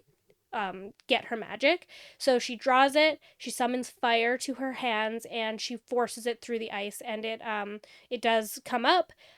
She manages like a small gulp of air before getting pushed back down by more ice that they are using. She does her magic again. It like just kind of does a spider crack of the ice this time, but it doesn't go through. So over and over, she's banging against the ice. She's not able to get it done, and her vision goes dark. We switch back to Darcy. Darcy just sees Orion sprint ahead towards the scream that they hear of Tori's, and by the time that Darcy gets there, we know that Orion is faster than her with his vampire speed. Yeah. By the time she gets there, Orion is pulling Tori out of the water, and she is unconscious. Darcy is freaking out. She thinks she's dead, and after Orion kneels beside her, and he like places a hand on her forehead, and like a deep green light glows from beneath his palm, and Tori's eyes fly open. She's barfing up water, and at least she's okay. She is alive. She's alive. She is breathing. Darcy is hugging Tori. She's freaking out. She's bald a little bit, but like patchy bald, like gross patchy bald. Yeah, not good bald. And then Orion becomes Scary Daddy Orion. I love Scary Daddy Orion. Yeah, kind of hot. Protective Orion. Yeah, I like protective. Yeah. In books, I like protective men. Protected. So good. Yeah, it is good. But they're like mine and safe. Yeah. Mm-hmm. So, in all capital letters, he says, if a single person in this room moves another inch, you will be facing immediate expulsion. And everybody stops, including the heirs. So, Orion goes, face the wall. He wants to basically hear from everything. Darcy checks in with Tori to make sure she's okay. And we go from there. So now Orion is going to question all of the heirs. What happened, right? He asks Seth, he's like, do you have anything to say about what happened to the Vega twins? Seth says, nope. He then goes to Max, and he goes, what about you? Max goes, nope. Orion goes to Caleb. This is where it gets a little bit interesting. He says, have you been fucking with your source, Caleb? You know that goes against the vampire code, and I might just be in the mood to get your fangs ripped out for it. So we get a little bit of lore. Yeah. And I feel like the vampire code, it's kind of like a plot armor in a few ways, because you can write that as you go. Yeah. But I do like the concept of it because it kind of adds constraints to one of the creatures that's like a little overpowered in my opinion. Yeah, right. And like, so we kind of, what we learn about the vampires in that statement is you can't mess with your source. We don't really know what the parameters of that are. Like, you can't hurt them, but you can like blood suck them. Like, what are the parameters? We don't know that yet, but we do know that we kind of find out like There are repercussions. There are repercussions to you messing with your source. And so Caleb says, I'm aware of the code, sir. I didn't do anything to her. And you kind of think back and you're like, true, he didn't. In the most minimal terms of doing something to her. Yeah. Sure. But at this point, like, there is an assumption that he knew what was going on. Yeah. He also watched it happen. Right. So, like, I don't know if that argument works for me. So Orion calls bullshit on him, and then he moves over to Darius, who we know him and Darius have some sort of ambiguous relationship that we don't know much about. Strange orange line relationship. Yes. And Orion says, are you going to lie to my face to Darius? And Darius just makes a snarky comment about can't lie to your face when I'm facing a wall, can I, sir? And Darcy did note in this chapter that Orion wasn't quite as rough with Darius as he was with the other heirs. Yes. Right? Like, he was kind of pushing the other heirs around and shoving them into the wall. And with Darius, he was a little bit less rough. And Orion basically says, one last chance, you better explain yourself. So Darius basically just says, we want them out. We were just trying to get them out. You know that the pressure that we're under. Max found out about their fears. We brought them to life. And Orion shook his head, his face pained with disappointment. I thought you, of all the heirs, were better than your parents. I think that's the first bit of redemption, I guess, that we have for the heirs. And the first little bit of, like, backstory. Because we don't know anything about them other than they're a bunch of dickbags. Right. And, like, so not redeemable. And this is kind of that gateway, I guess, into, like, there's going to be an attempt for redemption for these characters in the coming books, probably. Yeah, they have a backstory. It's if that backstory can overcome trying to drown someone under ice. Yeah. Which is criminal. So Orion says that everyone present in this room, except for the Vega twins, is in detention with me for a full week. The 4 heirs will take 2 weeks, and they're on a warning. One more stunt like this, I don't care if you're the sons of the stars themselves, you will be expelled from Zodiac Academy. And Tori goes, I'm sorry, detention? What even is detention? Also, they're 18, so, like, imagine being in detention at university. What is that? You should be criminally charged for what you did. That sounds like it was illegal. No problem. And then Orion crouches down to reach for Tori's hand, tells her he needs more healing, and he helps before she can try to leave. He's making sure that all the water is out of her lungs and all of that stuff. He gives her his jacket to keep her warm because Caleb, Orion first asked Caleb to give her his shirt, and Tori was like, hell no, I don't want anything of his. So then Orion gives her his jacket instead. Then Orion looks back at Darcy to start saying, like, I'm going to walk you back to your dorms. And about middle of that sentence, another high-pitched scream filled with terror punctuated the air from somewhere outside of the building. A shiver of fear runs through Tori's body. Orion's like, for fuck's sakes, what now? So they start running out, and there's a huge crowd really close to the orb. Beyond them, a flickering orange light reflected off the shimmering gold wall of the building. So Orion moves everybody to the side. They start to hear whispers, like, who is it? Do you think it was a nymph? That kind of thing. And Darcy's like, what the hell is that? And they go aside, they go around the big crowd, and they like find their way into the middle of it. This body is curled on the ground before them, their flesh burned into a blackened crisp, and their limbs coiled up in a fetal position. They're like, excuse me, what is this? Darcy's like, we need to get out of here. And Tori's like, wait, I feel something weird going on. And she just describes it as the ground ringing the body was blackened from soot and wet with Orion's magic. My bare foot pressed down in the muck. She shuddered. I could feel a strange kind of tug on my magic right in the center of my chest, and as I focused on it, a faint tingling came to my fingertips.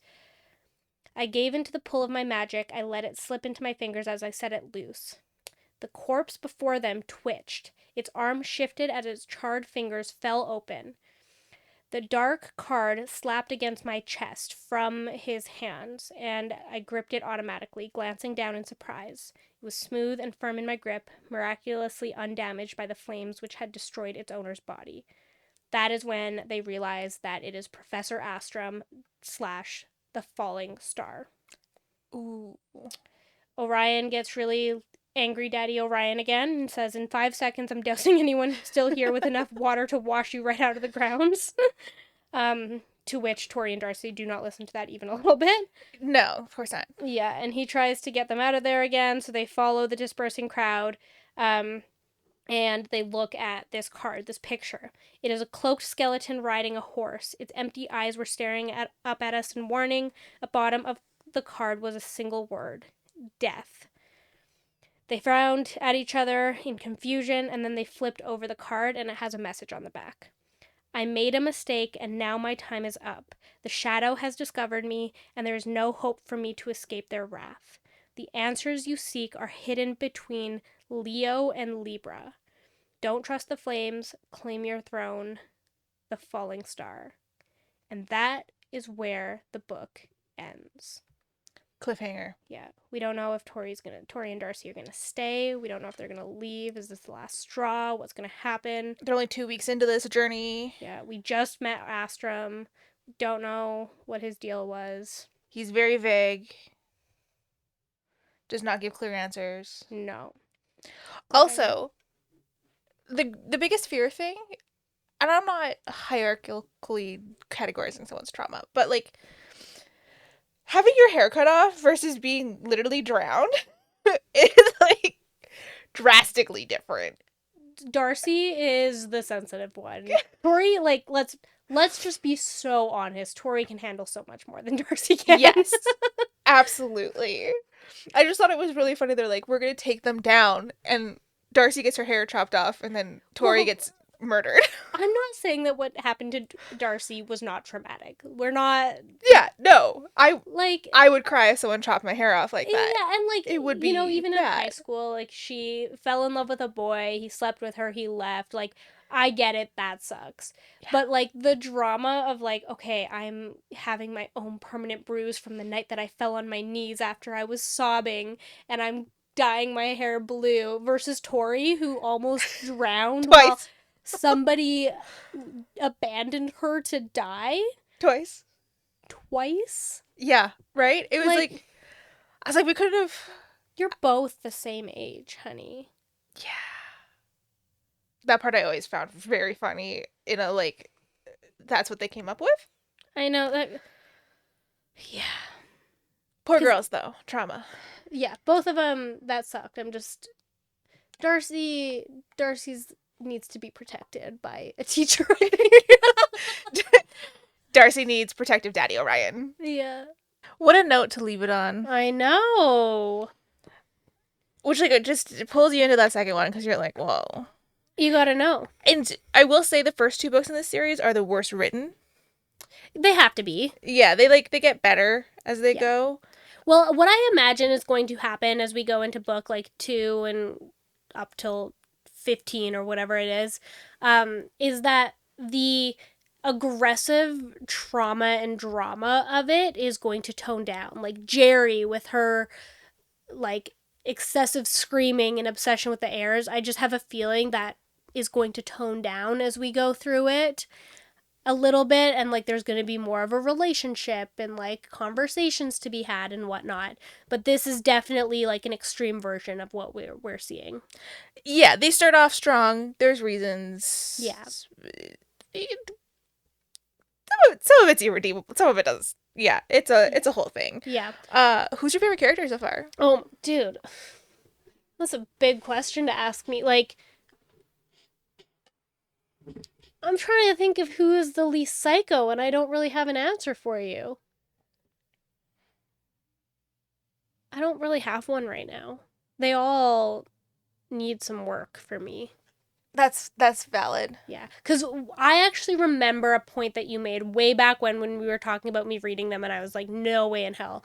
And you were like, if you end up reading them, your favorite characters in the, like, if you told me your favorite characters after reading book 1, I would be in shock. Oh, yeah.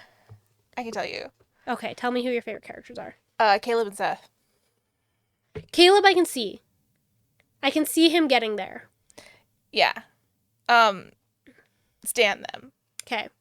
That takes until, I think, book 7. Yeah, Seth... To be a thing. Seth has, like, no hope for me right now, because obviously in this book he's a terrible person. You know, Seth is a special kind of terrible. Yeah. Max, I can see a little bit of hope for. Yeah. As of right now. I do really like Max, too. Max is a lot of fun. Yeah. Max's ability to come out of left field every once in a while is really endearing. Despise the twins. They're fucking annoying. Yes. Jerry is a very close second. Max and Caleb are 1. Okay. And then Jerry's number 2. I'm sorry to the Zodiac Academy friends out there, but I love her, but just not as much as I root for them. Understandable. Yeah, so anyways, that was our complete Unhinged recap of Zodiac Academy. I have no idea how long this video is going to be / podcast, but if you're still around, I'm doing this for book 2, too. I'm about halfway through book 2 right now. Maybe a little bit more. So much fun. And these books just keep getting longer, so... They really do, because I think I flew to Ontario from Alberta to read this one with my friend, who's also a huge Zodiac Academy fan. Font size. Oh my gosh, that's small. Versus... That got small. We might be splitting font size. Few of these up into... Yes. And this one is, I think, in paperback form, it is 761 pages. On a Kindle, it is 1,600, and I read it in 16 hours. Yeah, of course you did. Okay, so we might be splitting some of these up into different parts. Yeah, because they just get longer. Yeah, but we'll change some of these relationships as they evolve, because in my understanding, this gets very... complicated. Yeah, reverse harem type deal. None of the main ones are that way. Okay. There is some polyamory though, like in background characters. Got it. Okay, cool. Yeah, when you meet Gabe and that crew. Oh, there's more characters too. So there's so many more characters. This cork board will get bigger. It will get bigger, and some people who don't currently have relationships will.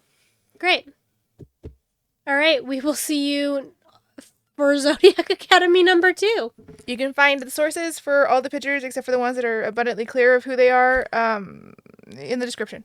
Shout out to the Stardust from the Zodiac Academy wiki page. You had glorious pictures, and I stole them. I apologize, but I will credit you. They're beautiful. All right, see y'all next time. Bye.